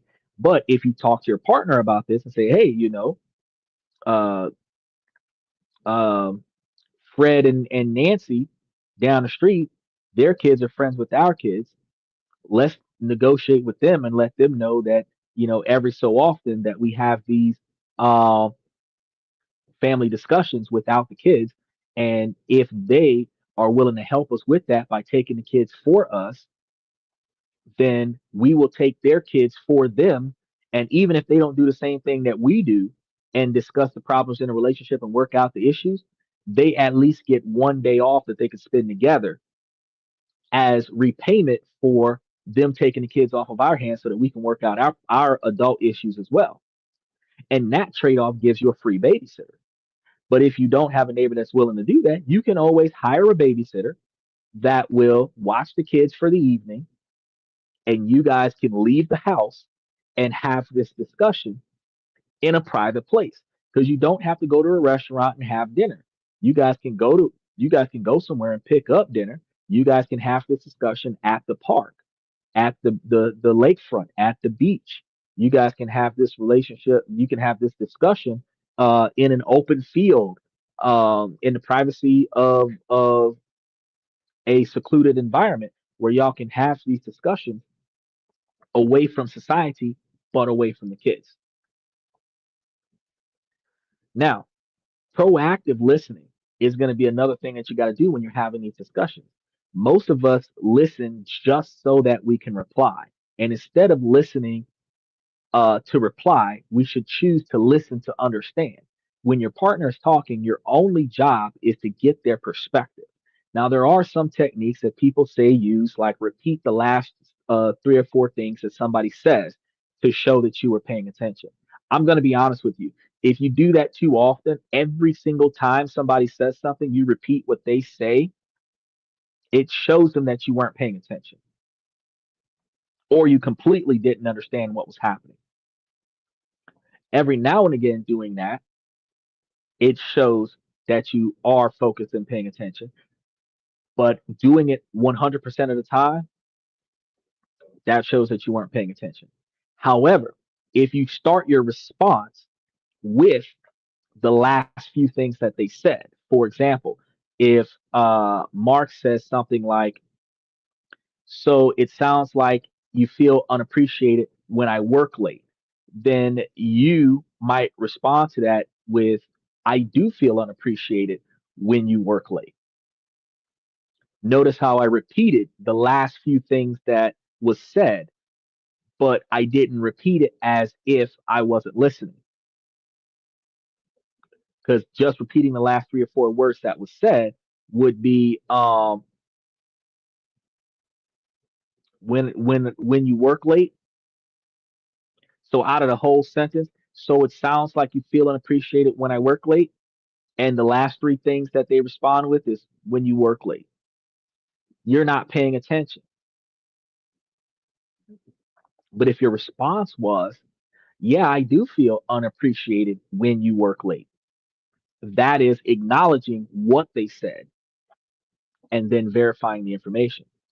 And it's a great technique when you're mirroring somebody, just mirroring them appropriately. You can follow up with what they said. If they say, I feel like I'm unappreciated, you can also follow up with, so it sounds to me like you're feeling unappreciated when I work late. Is that right? Just to get clarification. And this simple act validates their feelings and makes sure that you're on the same page. If you're using I statements, not you statements, when you guys are negotiating in your town of the hall meeting, uh, you guys are discussing what went wrong.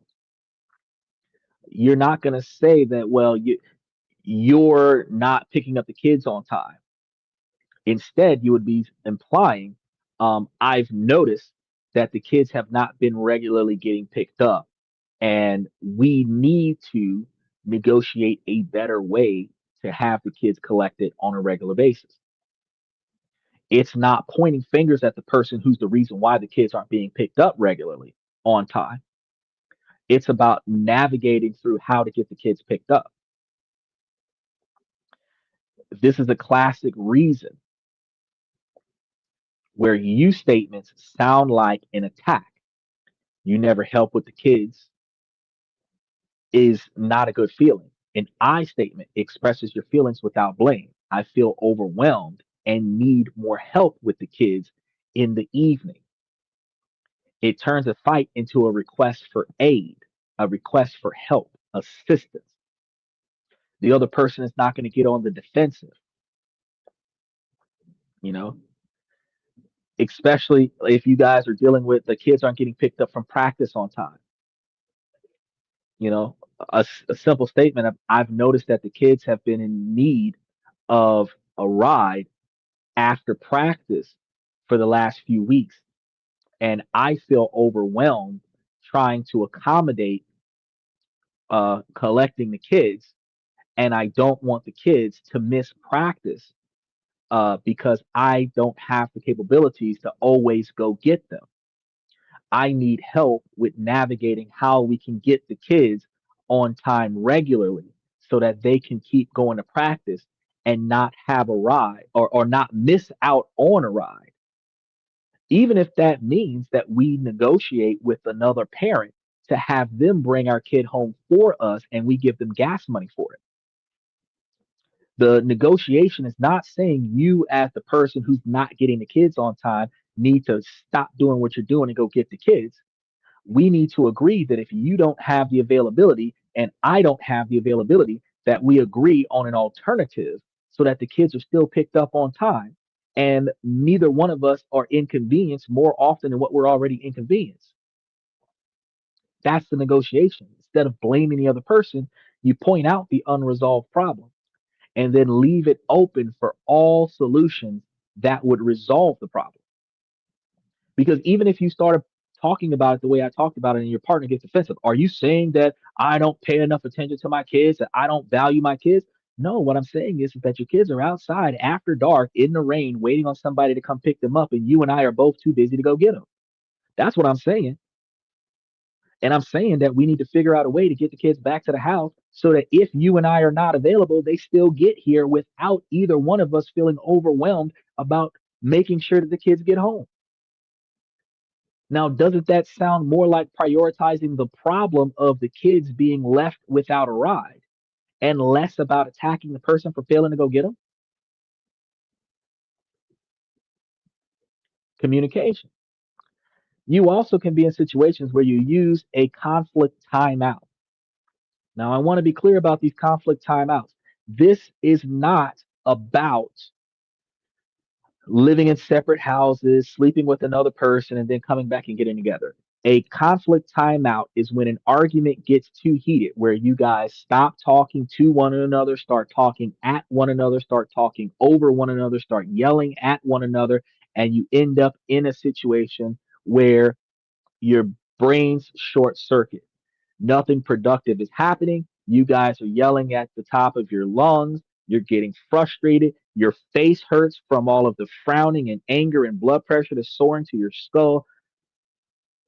Uh, this is not a good place to be in, and you have to agree beforehand on a timeout signal. Someone will call a timeout, whether you call a timeout, whether you raise your hand for a moment of clarity, something. When someone calls a timeout, you stop the discussion for at least 20 minutes. And this isn't a tactic where you're going to drop the mic comment and then call for a timeout so that you get the last say in the discussion. You guys recognize that you're not communicating anymore, that you're yelling at each other, that you're not discussing the situation that needs to be resolved and just taking shots at one another. And once one of you recognizes it, because it's not always the first person to take a side shot, it might be the second person that took the underblow. That's like, wait a minute, we're starting to take shots at one another. We're starting to yell. I might have recognized the second sentence that I said. I'm raising my voice. I'm sorry. We need to take a break. Let me grab me a cup of coffee, rethink my position, because sometimes when people get excited, their voices elevate. When people get frustrated, their voices elevate. It's not intentional. So once we realize, and I've said before, it's clear. If I'm talking to you and now our voices are echoing off the walls, where we don't just hear what was just said, we hear what was just said twice when the echo comes back. We realize that we're talking too loud. If I'm speaking and you're speaking at the same time, we realize we're no longer in a discussion. First person to realize that calls a timeout. Doesn't matter what's going on. We call a timeout. We take a break, 15, 20 minutes. Some people are going to go outside and have a smoke. Some people might want to go to the fridge and grab a beer. Whatever you got to do. Then after you've taken that break, then you guys come back and you discuss. So if you've gone to separate rooms, that doesn't mean that you get in the car and drive to the bar and drink up the afternoon and come back drunk and try to have this discussion. You guys just go to separate rooms, calm down, and this key position allows you guys to agree on a specific time to come back and finish the conversation calmly, where you have taken the heightened emotions out of the situation, but you will resolve this discussion today before the kids come back, before bed.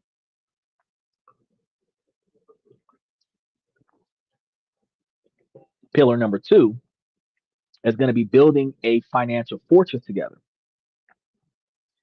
Financial unity is a non negotiable. Okay. Financial unity is a non negotiable. And this is going to be for healthy marriages. You have to operate as one team, not a Squid Games group of individuals trying to survive. One team. You want to hold a money summit as early as you can. Sit down for total financial transparency. Put it all on the table: debts, assets, income, everything, as early as you can in the relationship. Typically, when you two commit to one another, typically before you start talking about moving in with one another, or no less than right after you guys move in with one another. As early as you can in the relationship, you want to sit down and have a total financial transparency discussion. This has to be a judgment free zone. So, unpaid student debt, unpaid medical bills, unpaid car loans, repossessions, foreclosures, divorce, alimony, child support, probation, cost of court, unpaid warrants, unpaid parking tickets, impound fees, whatever's going on, you got to talk about that. Subscriptions, even if they're unappropriate subscriptions, whatever it is, you guys got to get it all on the table and talk about it. The goal is to create a clear starting point in the relationship, which builds incredible trust.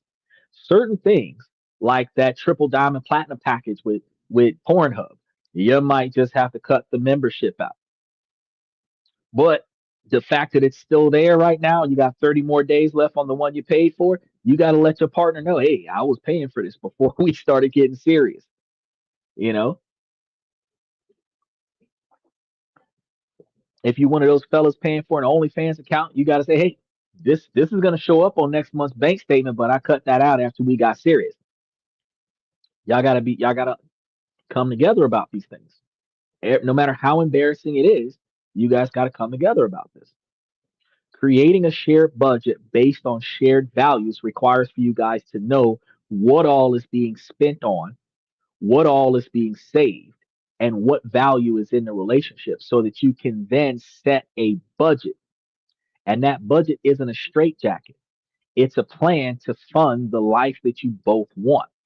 You're going to talk about what's important to the both of you, whether it's travel, having a new house, charity. Your budget should reflect those shared values. And you guys want to do it together. You want to review that every month. So I told you guys earlier that at least once a week, you're talking about the relationship behavior patterns. And at least once a month, you're talking about relationship financial patterns. I talk about once a week relationship financial patterns and throw into the mix any behavior issues that we have. Like we'll discuss, do you have to do the dishes on a regular basis? Well, if I don't have time to put the dishes in the dishwasher and you have more time than I do, I'd appreciate it if you put the dishes in the dishwasher. But if today's my day off, you don't have to put the dishes in the dishwasher today. I'll do it. But does that mean you don't have to put the dishes in the dishwasher every day? If you see the dishes sitting in the sink for too many days in a row, even if you're not responsible for them, proactively starting the machine will be the first step to me taking them out of the machine because I will appreciate the fact that you got to it before I had time to. Now, some people think, shoot, you shouldn't have dishes in the sink every day. The dishes should be washed as soon as they go into the sink. There are a lot of people who have so little prioritized time for household chores, which is why some men have clothes that are washed but not folded, hung up, and put away, dirty clothes that are put down but not put in the clothes hamper. You have coats and ties that are just laid on the couch and laid on the sofa, not put on a hanger and put in the closet. You have dishes that are put in the sink with the intent to go back and get it later, but then that action never occurs. You have from the cooking, you have all the dishes that are put in the sink from the cooking. Then you have dinner, and then you have the dishes from dinner that go in the sink. And we'll get it in the morning turns into a few days down the line. And then the person who was not expecting to cook turns out to be the person that actually does the cleaning. The fact is that you guys have to set expectations and then navigate the pitfalls of unexpected behavior patterns. And that's why having weekly and monthly discussions makes the relationship more effective. So when I told you guys about picking up that woman from the Philippines, and I told you guys about maintaining the marriage and factoring in if she was a breadwinner in her family and her family needs to be taken care of, and you're going to marry her and take her to your country, and now her family's not going to have that source of income anymore, and you're going to navigate and negotiate a condition of her marrying you and going to live with you in your country is that you will send her family back money every month to cover what you would have brought to their family. That negotiation early on pivots the discussions of how the budget is going to work out because if you're going to give $700 to $1,000 a month to her family to take care of her family while you're taking her into your country, that first $1,000 off of the monthly income goes straight to her family, which means that $12,000 a year is automatically gone out of whatever your household income is, which means you have to increase the profits that you make so that you have that extra $1,000 to send to her family. Now, if you're bringing her to your country, remember I told you that it's about $19,000 standard of living that she's obligated to receive, whether she gets it from living in your house or you actually pay for it on her behalf. So if you know that you're owing $19,000 a year, as long as she's in America, if you navigate that $19,000 a year as a payment to her family, and you're not going to give an inflation on that, it's not going to go up every year because cost of living is going up. 19,000 a year. That is it. And you're going to document that as a money order to show if in the event that y'all separate, hey, I've been paying this. So she knows that if she divorces you and she wants to stay in this country, her family's no longer going to get that $19,000 a year. She'll still get the 19,000 a year as long as she's not making that $19,000 a year on her job, but her family won't get that $19,000 a year. That's a type of leverage that not too many people think about when you start reconsidering what does she have to lose if she divorces you. If she's divorcing you out of spite, not because you actually did something wrong. She has to reconsider, well, my family standard of living is on the line and my standard of living is on the line. Do I really want to sabotage this marriage or do I want to work this out? Can it be worked out? There's a lot more skin in the game. You're not going to get that from American women because I can do this by myself. I don't need you. So that poses a problem. They have no commitment going into the marriage, which means if they're not satisfied to some women's unrealistic princess mentality, that their boyfriend or their husband will be chucked to the side specifically because he didn't do enough and he didn't do enough fast enough. And she has nothing to lose because he's paying for everything or most things. And most stuff was his when the marriage started. And most of the things that are not his, she's going to walk out with. And then during a divorce, she's going to take everything extra, which means that whatever she did invest into this relationship, she's going to be reimbursed because she divorced. That lack of incentive discourages women to stay in a relationship, to stay in a marriage.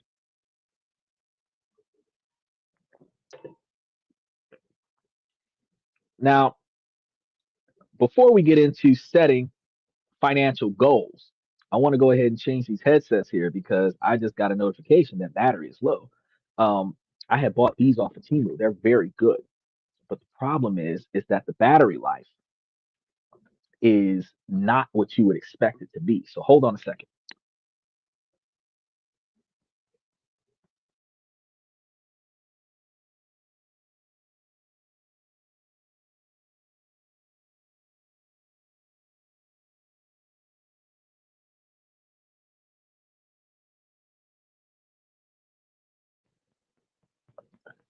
See how that it has to redo the whole thing just to just to take the new sound in. That's crazy. But we're 2 hours and 20 minutes in, so we we went the long haul with that headset. But these are like $22 to $25 a piece on Temu. They actually last a pretty good time, but I actually had a few clients that happened uh 3 hours before the show. So it actually lasted about 5 or 6 hours before the battery got low. But it also takes 30 minutes to an hour to charge. And if I'm doing a 3 hour podcast after doing 3 or 4 hours worth of communication and the battery goes to die, it's easier for me to just switch to another one and then plug up the one that died and allow myself another 3 to 6 more hours worth of communication. So by doing this, I can finish the last 20 minutes or 30 minutes of the podcast just by switching headsets. And so I bought two of them for like $50. And that's a situation where when you're talking to your partner and you're like, hey, I'm getting these headsets. Do you want some? If she's doing stuff on her device, whether she's going to use this to Bluetooth to her cell phone or something to that effect, you might get two for her and two for you. She might tell you in that discussion, why do we need four? There's only two of us. Well, statistically, they're very cheap. And it is more beneficial for us to have two so that we can cycle through them if we're using them 8 to 10 hours out of the day. In case one of them dies, we have a backup. It also allows us to prolong the life of the individual device. And if one of them breaks, we have a backup where if one of them breaks over the next year to 2 years, we can simply buy one additional one to replace the one that broke, where we still have one until the replacement arrives. So we're never doing without. This type of logic and reason will get your partner to understand, okay, so we're going to spend $100 on headsets. But when you start thinking about the financial dollars on four headsets instead of spending $150 on one JBL Bose headset that we would have to share, the difference between four that we can split two and two versus one that the two of us would have to take turns sharing, it makes more sense. It wasn't the price that won over the discussion. It was the utilitarianism, the feasibility of the resources that was acquired. for the price, where all parties benefit from this transaction. So, getting into setting shared financial goals, you have to decide, what do you want to achieve together in that 1 year, in that next purchase, in the upcoming plans. You want to be able to determine, what do you want to achieve in the next 5 years, 10 years. Are you paying off debt, trying to retire early, trying to retire, period? Having clear, exciting goals that you're working towards together is incredibly unifying. Say, for example, you're dating somebody who's operating a podcast, they have to invest a lot of money in their podcast. The 5 or 10 year goal is that the podcast pays for itself. The expectation is that you're going to invest a minimum quantity of money into the podcast every month until the podcast covers that cost. You're going to continue adding your contribution to the cost covered by the podcast, so that you can then um, double down on your success, where not only is it covering the cost, but you're actually receiving a profit after the fact. Uh, those are goals. If you wanted to travel the world, if you wanted to go to another country and live there for a year, being able to do that requires you guys to recognize how much money you need to have for your standard of living here in the country, in this country, and how much money you might spend between the two of you, with a little extra spending money in case of an emergency in the other country. Are you guys going to be working as digital nomads in the other country? Or are you actually just bringing a lump sum of cash with you to the other country to live? What's your standard of living going to be there?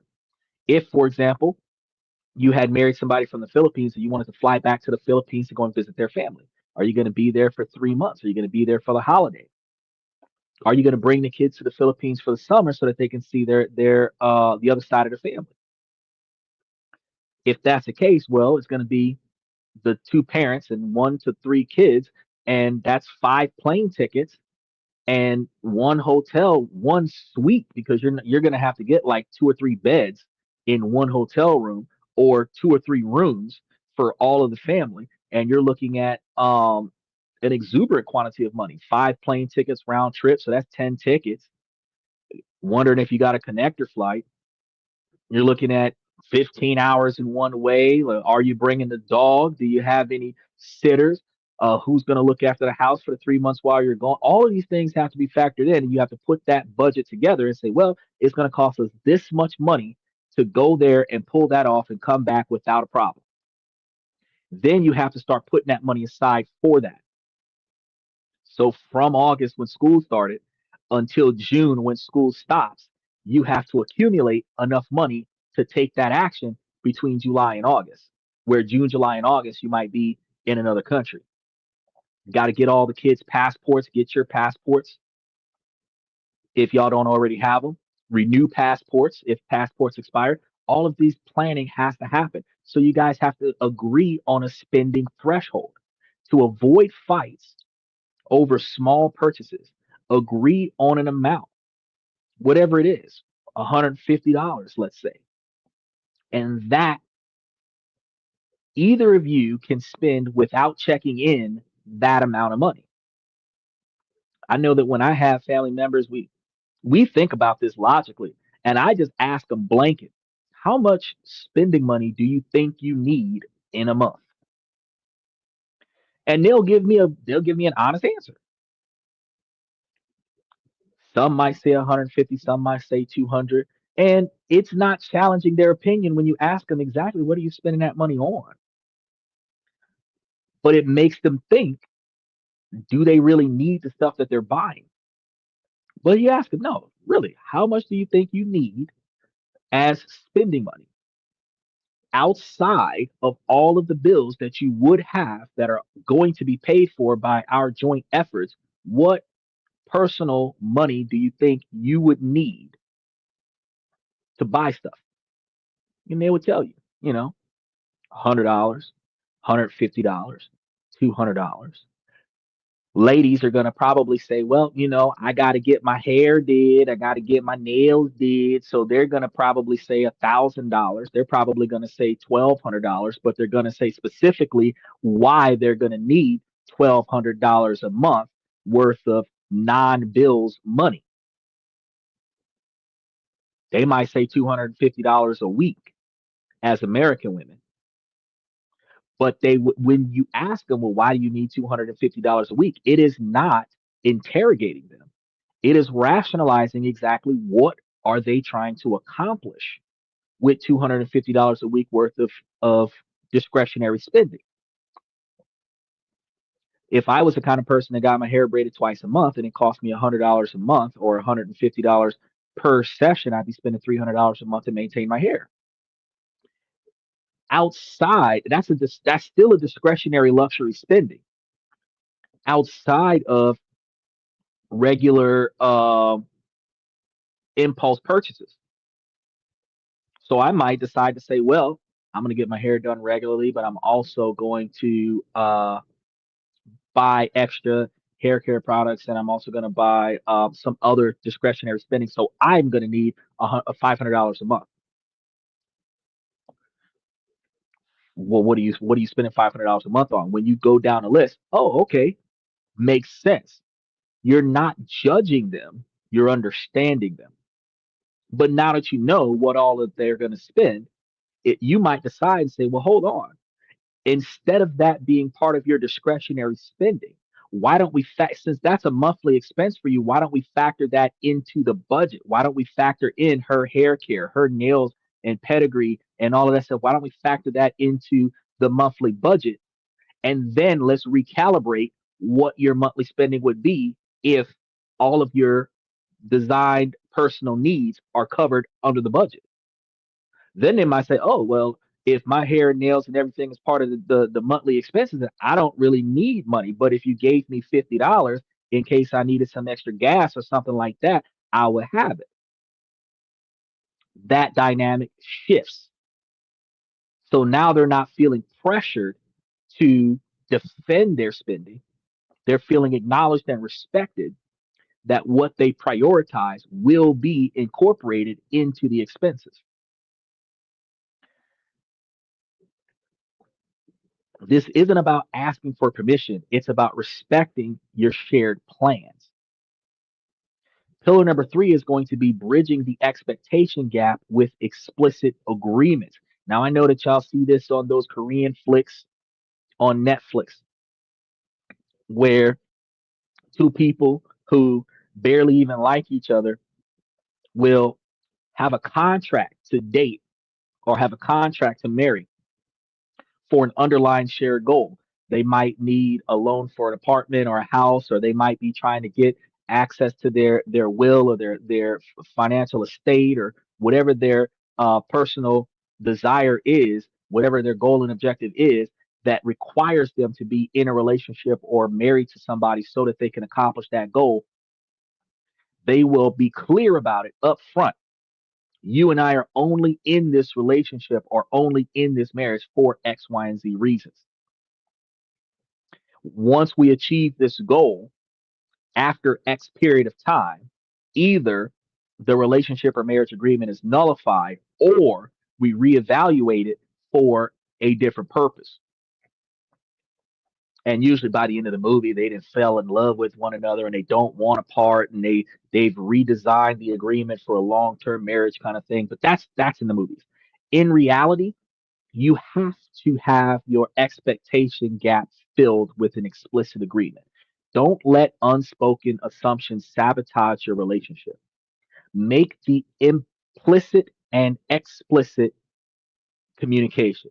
You want to talk to them about everything you would prefer your partner to do and not do, everything that you would prefer your partner's family to do and not do, everything that you would prefer your partner to allow your family to do and not do. Then your partner is going to do the same. Once you have gotten all of these expectations down on paper, anything that you both have in common. So you might have a his expectations and her expectations, where y'all might sit there and write a list Two separate lists where y'all like face each other and write down what y'all expect to see, and then compare those lists, and then make a third list of agreed upon expectations, where whatever you guys have on each other's list, where y'all both got the same thing, that is a non-negotiable because y'all both agree on that. You're not flexing on it because I wrote it down on my paper, you wrote it down and I wrote it down, so we both expected that going into the situation. So that is not something we have to talk about. Everything that is different between the two of us, where I might not do smoking, but you might be okay with it. We might have to talk about that. I might not do drinking, but you might be okay with it. We might have to talk about that. We might have different backgrounds for religious upbringing for the children. We don't have children, but we might want to talk about that right now. Do we want to raise the children based on your religious beliefs, my religious beliefs, or both? Is it possible for us to do both? Then we have to find common ground on anything that we have to dismiss out of our expected list. Certain things that you're not going to want to do or not be capable of doing. Like, for example, marrying a woman over 40. A man might want children, but he wants this woman and she's already past menopause. So children might not be in his, it might be his expectation, but it might not be possible for him to have naturally born children unless they do in vitro. So they might have to decide to adopt or something else. But her giving birth to the children is not going to happen now because she has passed the age to safely do that. So recognizing these expectations, you now know where you guys stand because you might have thought when you started dating her at 37 that y'all might have children. She's 41 and y'all haven't gotten there yet. At 37, you should be getting as many of her eggs out as possible so that at 41, when things are more acceptable, she can still give those kids, even if it's through a surrogate. You want to have deliberate conversations about everything. Don't wait for the fight to occur. Proactively discuss the big topics early on. Like if you guys want kids, do you want boys? Do you want girls? Do you not care which ones you have? What kind of names have you thought about? If you haven't thought about names, start throwing out, give the first 5 or 10 names that come to your head, even if you think the other person will think those names are stupid. Come up with whatever names that come off the top of your head. And then document those as the first draft of your intent to have your own children. What would you name them? And then amend that list over the years. Every few months or every year or so that you haven't had a child, you go back over that list and decide, do you still like those names, or have you decided to take some of those names off and put some other names on? Usually some people name their children after somebody that they either greatly admire or greatly appreciate. The difference between the two is that somebody that they greatly admire might be somebody that is very motivational and impactful in their life. And then somebody that they greatly appreciate might have been a lifesaver that is the reason why the child exists in the first place. So, whatever names you thought you were going to name the kid might dramatically change over the years because mom might have been pregnant in a car crash and some stranger came out of nowhere, male or female, saved the mom, which saved the child. And now you're naming a child after the savior of the family. So, whoever's name was picked originally isn't the name now. That name might get transitioned to the second kid if you have a second kid. Everything that you guys are going to talk about, household chores, who does what, make it fair. You guys might alternate with these things. You might get it on Monday, Wednesday, and Friday, and I might get it on Thursday, Saturday, Sunday. Tuesdays we hire a housekeeper. You know, think about that. In-laws. What are your boundaries going to be about in-laws? Are they going to live in the house with you? Are they going to come over unannounced? Are they going to have to schedule an appointment in advance? Do, do they have to communicate with you before they come and visit their child so that you know that they coming? How will you handle the holidays and present a united front? Are we gonna go to your family uh, every year? Go to my family every year for certain holidays? If my family is small, do I bring my whole family to you? Or if your family is small, do I bring your whole family to us? How do you navigate that? Because you can do all of those. We could have a holiday with my family in America, and then we could have a holiday with your family in the Philippines, and then we could have a holiday where your family comes to America and have a holiday where my family goes to the Philippines. And that's 4 years worth of plans right there. But you every trip out of the country, and depending on how many people you're paying for, is a cost and expense because it's going to be a round trip. And anybody who doesn't have a visa has to get one. You have to discuss careers and family. What are your ambitions? How will you support each other in this? And what's your timeline for those kids? Because the later in years the woman is, the more uh, psychological and emotional strain the woman will have to fulfill the expectation of giving birth herself, the natural birth, outside of the alternatives such as surrogates and in vitro and other stuff. You want to revisit these expectations regularly. Life changes. A promotion, a new baby, or a health issue can shift everything. The agreements you made as newlyweds might need adjusting 5 years later. And like Michael was talking about, marriages usually only last 3 years at a time. So every 4 years, you might have to reevaluate your expectations. Check in on them during your State of the Union meetings, the meeting that is based off of your behavior and expectations being met, not the meeting that is based off of financial expectations and needs being met. Because those are two different things. You need to talk about money once a month and talk about your personal satisfaction in a relationship every week. And if you're going to do a once a week meeting, you might talk about personal satisfaction 3 times out of the month and reserve 1 week out of the month to talk about money, where you're still only having a serious conversation once a week. You might decide to switch it up and talk about money twice a month and talk about personal satisfaction twice a month. And if money is not an issue in one of those meetings, you might deviate to talking about an update on personal satisfaction when personal satisfaction might need a little bit more maintenance. So you guys have to navigate and shift through how you're going to address these things. Love isn't just a feeling, it is a practice. It needs consistent investment. So scheduling non-negotiable quality time is going to help you with this.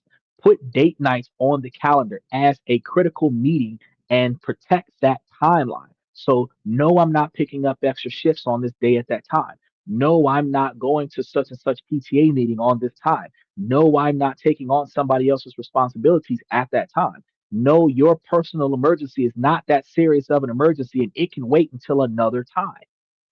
Let me finish doing what I got to do, then I'll take care of what you need.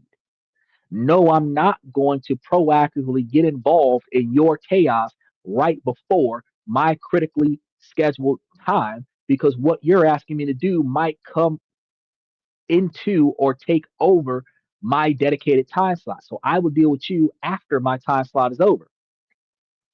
So if you got date night at 6 and your homie got a problem at 5, or if you got date night at 8 and your homie got a problem at 4, bro, I will deal with you at 10:30 because I am the rest of the afternoon. I'm venting, I'm decanting, I'm meditating, I'm preparing, and I'm going to go out here and have a good time with my partner. And then after we're done, you will get my undivided attention. If your situation does not, and I tell my family and my friends the exact same thing when it comes down to how I identify an emergency. If your situation does not have your internal bones and internal organs outside of your body, if that is not the situation, whatever it is can wait. And you might laugh at this, but let's be honest. If you're going to jail, I can't do nothing until they book you. And that could take up to 8 hours. So if you're on your way to jail right now at 4 o'clock, I can't bail you out till midnight. And if the bail bondsman ain't open, I can't bail you out till 8 o'clock in the morning. So let me go deal with my date. I'll go to the jail in the morning and come get you. If you in the drunk tank, they gonna keep you overnight regardless. So me stopping my situation to come rush over there and come deal with you, no, it's not going to do anything. I'm going to be waiting in the lobby for the rest of the night, messed up my whole evening to come get you in the morning. I could just come in the morning. If you in the hospital on your deathbed, I should go to that. If you're being rushed to the hospital for an emergency, I should go to that because you might not make it till in the morning. But if you at the hospital, you're stable and you're not allowed to have visitors until in the morning, even in that situation, we're going to go have dinner and then I'm going to go to the hospital after that because why am I going to stop my whole afternoon so that I can sit in the lobby stressing over the fact that you're fine? I'm just not allowed to see you until daylight. No. Priorities. You got to think about that. So making this meeting with your partner critical. Protect that time. It doesn't have to be fancy. It could be a walk. You could be taking the dog for a walk as a family. You guys could be cooking a meal together or an hour of conversation after the kids are in bed. Uh, all of that stuff works. The goal is focused connection, which also means that especially if the children are in bed at home, all your phones are on silent, do not disturb for 1 full hour or 2 to 3 full hours. If you're the kind of person that's always on call and your partner not so much, if y'all got kids and y'all are going to go away and leave the babysitter with the kids, you give the kids the partner's number that is not going to have their phone turned off and have the other partner turn their phone off since they're the one in high demand. So nobody reaches out to you to pull you away from this conversation until the babysitter is going to leave the house. And if you're one of those people like me that's got more than one phone or more than one phone number, you might give the babysitter the alternate number that is not widely used by the rest of your network. And then you turn off your phone for the primary phone number so that nobody calls you except for the emergency phone that is directly attached to the babysitter. Some of y'all gonna say that's too much money for an extra phone. Shit, T-Mobile give you a second, third, and fifth line for free if you got a business account. So I mean, you could you could have 5 or 10 or 15 phone lines, one for each one of the kids, one for the babysitter, all of that. You could honestly, you could honestly have a phone on your phone line that is exclusively required to be used by the babysitter. So there is a cell phone in the house that is for emergencies only. And when that phone calls your phone, it pops up on the caller ID as emergency call. You ain't got no bullshit on that. See what I'm saying? And it doesn't matter if the babysitter has a phone or not. It doesn't matter if the babysitter charged their phone or not. Your emergency phone that's at the house for the babysitter is the phone that the babysitter has the whole time the babysitter has your children, which you can GPS track and parental control device where you can remote call them and all this other stuff where you can stay in direct contact with them.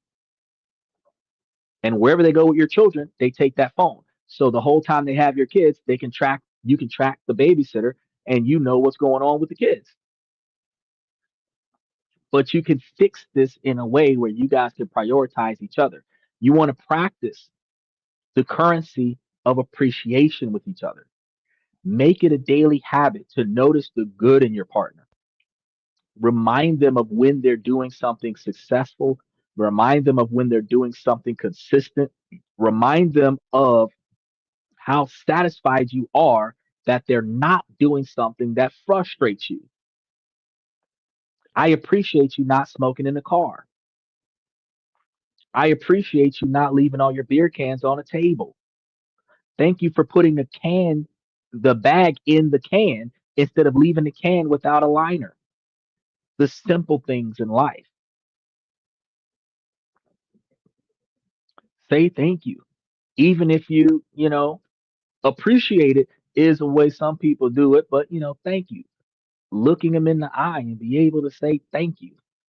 Sometimes you might have to do a little bit more than say thank you. You might have to say thank you and give them a big hug along with it so that they know that you appreciate that.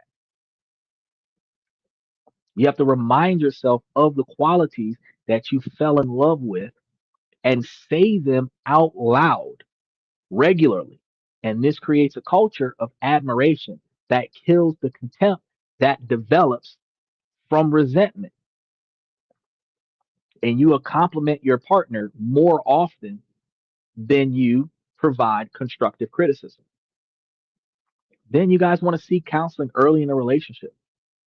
And if you're doing a foreign relationship, you're probably going to have counseling anyway because you guys are going to have to prove that this marriage is a legitimate marriage, and having a marriage counselor that can validate the fact that you guys do have a good relationship, but you guys still do have relationship concerns, the way all marriages do, is one way to validate it. So having counseling early in a relationship is good. Don't see therapists as a last resort. It could be a preventative maintenance situation, like uh, physical or a car tune-ups. A good therapist can give you tools to improve your communication long before things get toxic. Going early is a sign of strength, not weakness. And instead of going when the resentment and contempt is so high, that the judgment is so high that you're only using the therapist to be on your side, to double team your partner to win an argument. If you go to the therapist when a relationship gets that bad, it is harder for the relationship to thrive because you're not even listening to the therapist. You're just using the therapist as a tool or a catalyst to win a debate with your partner where the relationship might not survive the therapy. But if you're going to the therapy early on, where the therapist is there when a relationship is good, and then the therapist is there before the relationship starts turning south, the relationship can warn both of you that certain things need to stop before the relationship stops being good. The fairy tale wedding is the beginning of the story, not the happy ending. Just like Shrek 2, it is not happily ever after the marriage. It is just the beginning. And the biggest mistakes that newlyweds make is thinking that the love got them to the altar is going to be the same love that will get them through the next 50 years. It isn't. Passionate love has to mature into the skillful love of a partnership. People are born with talent, and talent is plateaued. Skill over time, with practice and effort, supersedes natural born talent. Talent is when you get in and win on day one. Skill is when you're still winning 10 years from now. I can be a naturally talented gamer where the first 20 games I always win. But if I plateaued with my talent, a skilled person that has played longer than that will beat me every time. A great marriage isn't about finding the perfect person, it's about learning to love the imperfect person that you chose, which is one of the reasons why mama used to always say that if you find somebody that meets 80% of your expectations and you can tolerate the other 20%, keep them. As long as you can navigate through the imperfections, where the imperfections are not non negotiable pet peeves that will lead to unnecessary arguments and resentment and chaos, keep them. It's not about avoiding the conflict, but about learning how to repair things afterwards. It's not about grand gestures because a lot of times the unrealistic expectation of women is that men do grand gestures for everything. It's not about that. It's about thousands of small things because one big grand gesture might happen once a year. Valentine's Day, Mother's Day, your birthday, Christmas, but every month in between.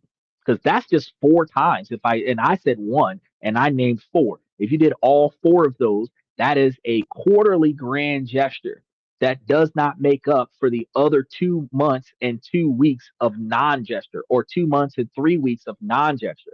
And the one grand gesture might only have you satisfied for 1 to 3 days after the gesture was done. The rest of the month can still be unsatisfied. Thousands of small daily choices that will turn towards each other instead of turning away from each other are the gestures where thousands of them a day or thousands of them a year would give you 5 to 10 to 20 different positive engagements every day of the week, which would outshadow and overshine every single grand gesture that other relationships would experience periodically. The downfall of so many young marriages isn't tragedy of love loss, but the tragedy of skills unlearned. The story of Michael and Jessica that we've been talking about throughout the day doesn't have to end in divorce. At any point, they could have chosen vulnerability over defensiveness, transparency over security, or secrecy, and collaboration over competition. The power to build an extraordinary marriage is in your hands. So you got to take courage, and it's going to take effort. You can't just go on autopilot and expect your partner to make this relationship better. You can't just blame your partner for your dissatisfaction where your expectation is that your partner fixes the problem.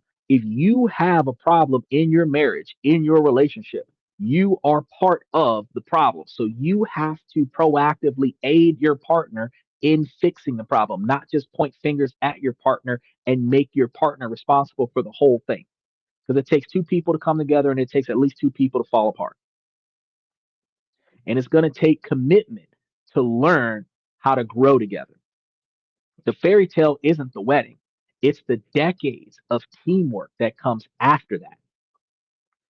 Most people who think about getting married, most people who think about that lifelong partnership, think specifically and exclusively about that 40, 50, 70 year long marriage. And they're thinking about it in their 30s. How are you going to still be with the same person that you met in your 30s when you're in your 70s if you do not have the capabilities to compromise, negotiate, communicate, validate, appreciate? It's not possible.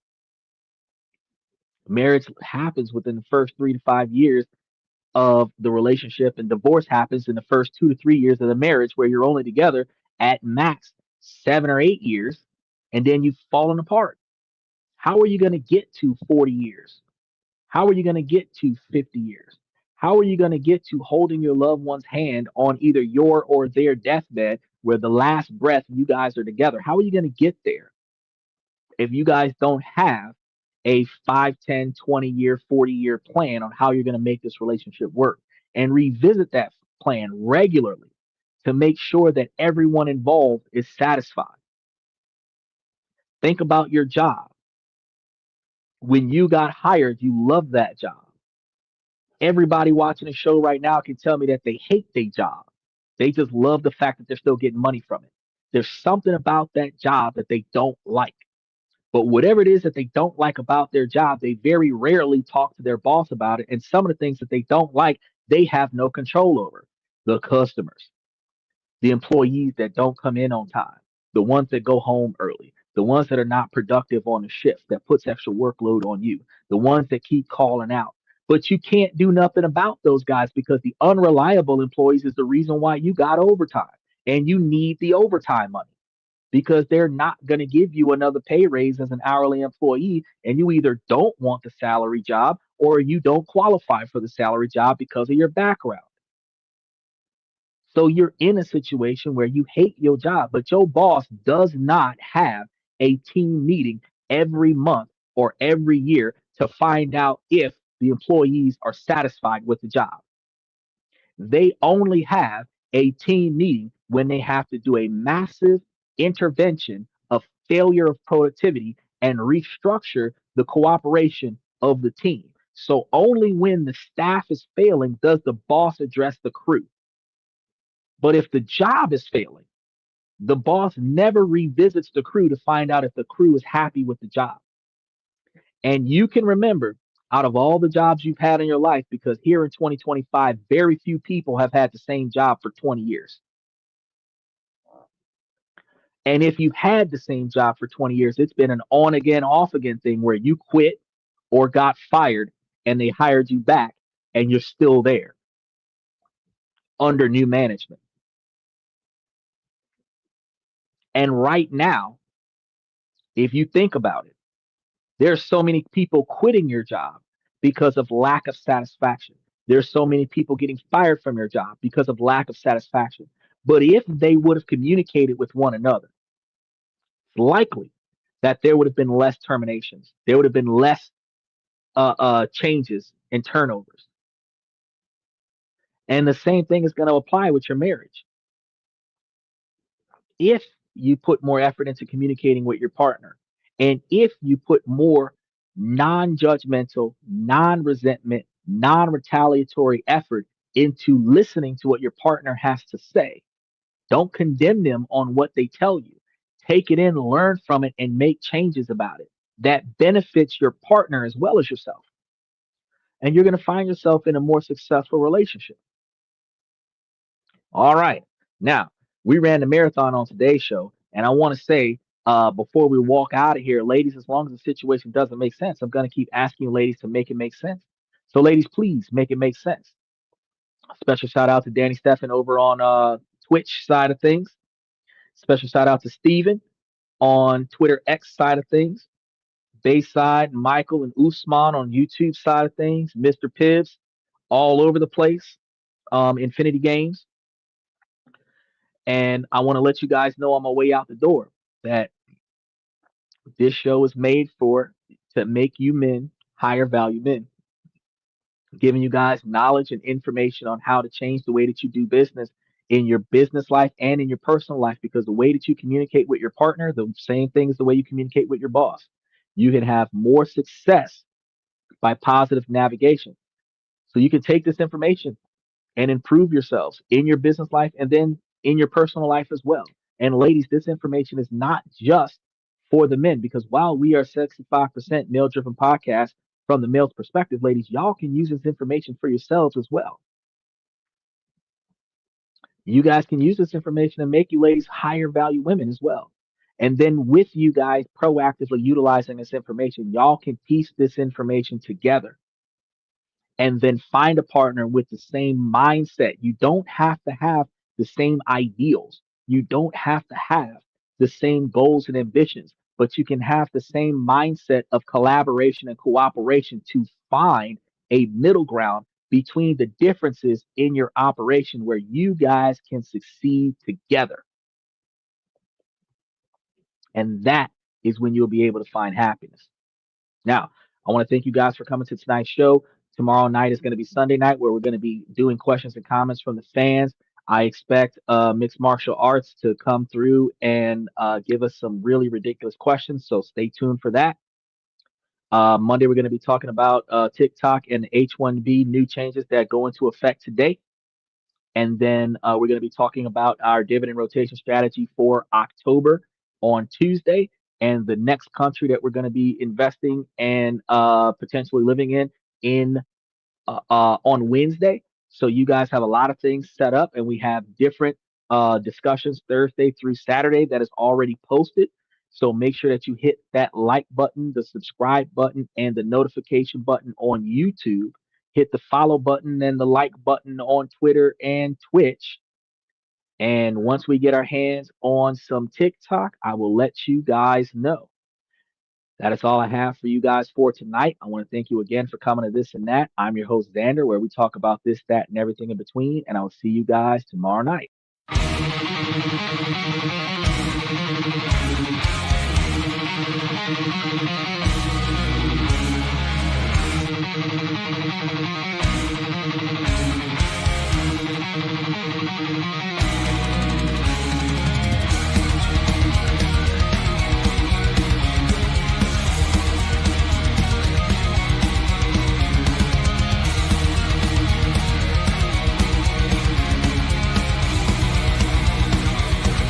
Higher ground.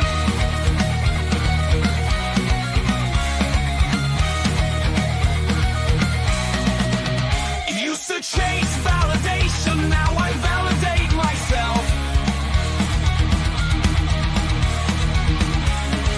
Building inner strength, putting doubt upon the shelf.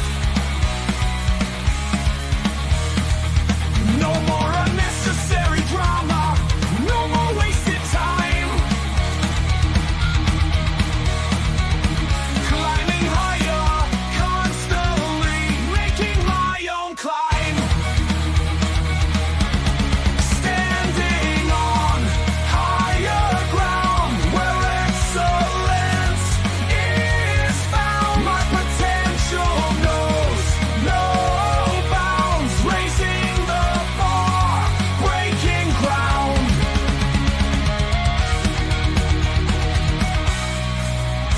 My network is my net worth. Choose your company wise. Surround yourself with eagles, not with sheep in disguise. Every interaction is a reflection of my brand. Quality over quantity, that's my personal command. I'm not landing on higher ground where excellence is found. My potential knows no bounds, raising the bar, breaking ground.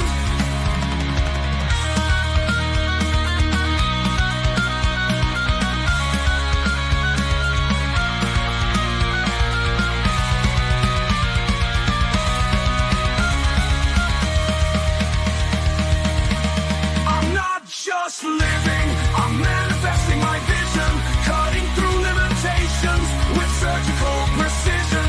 My expectations are my compass, my respect is my shield to mediocrity and chaos. I will never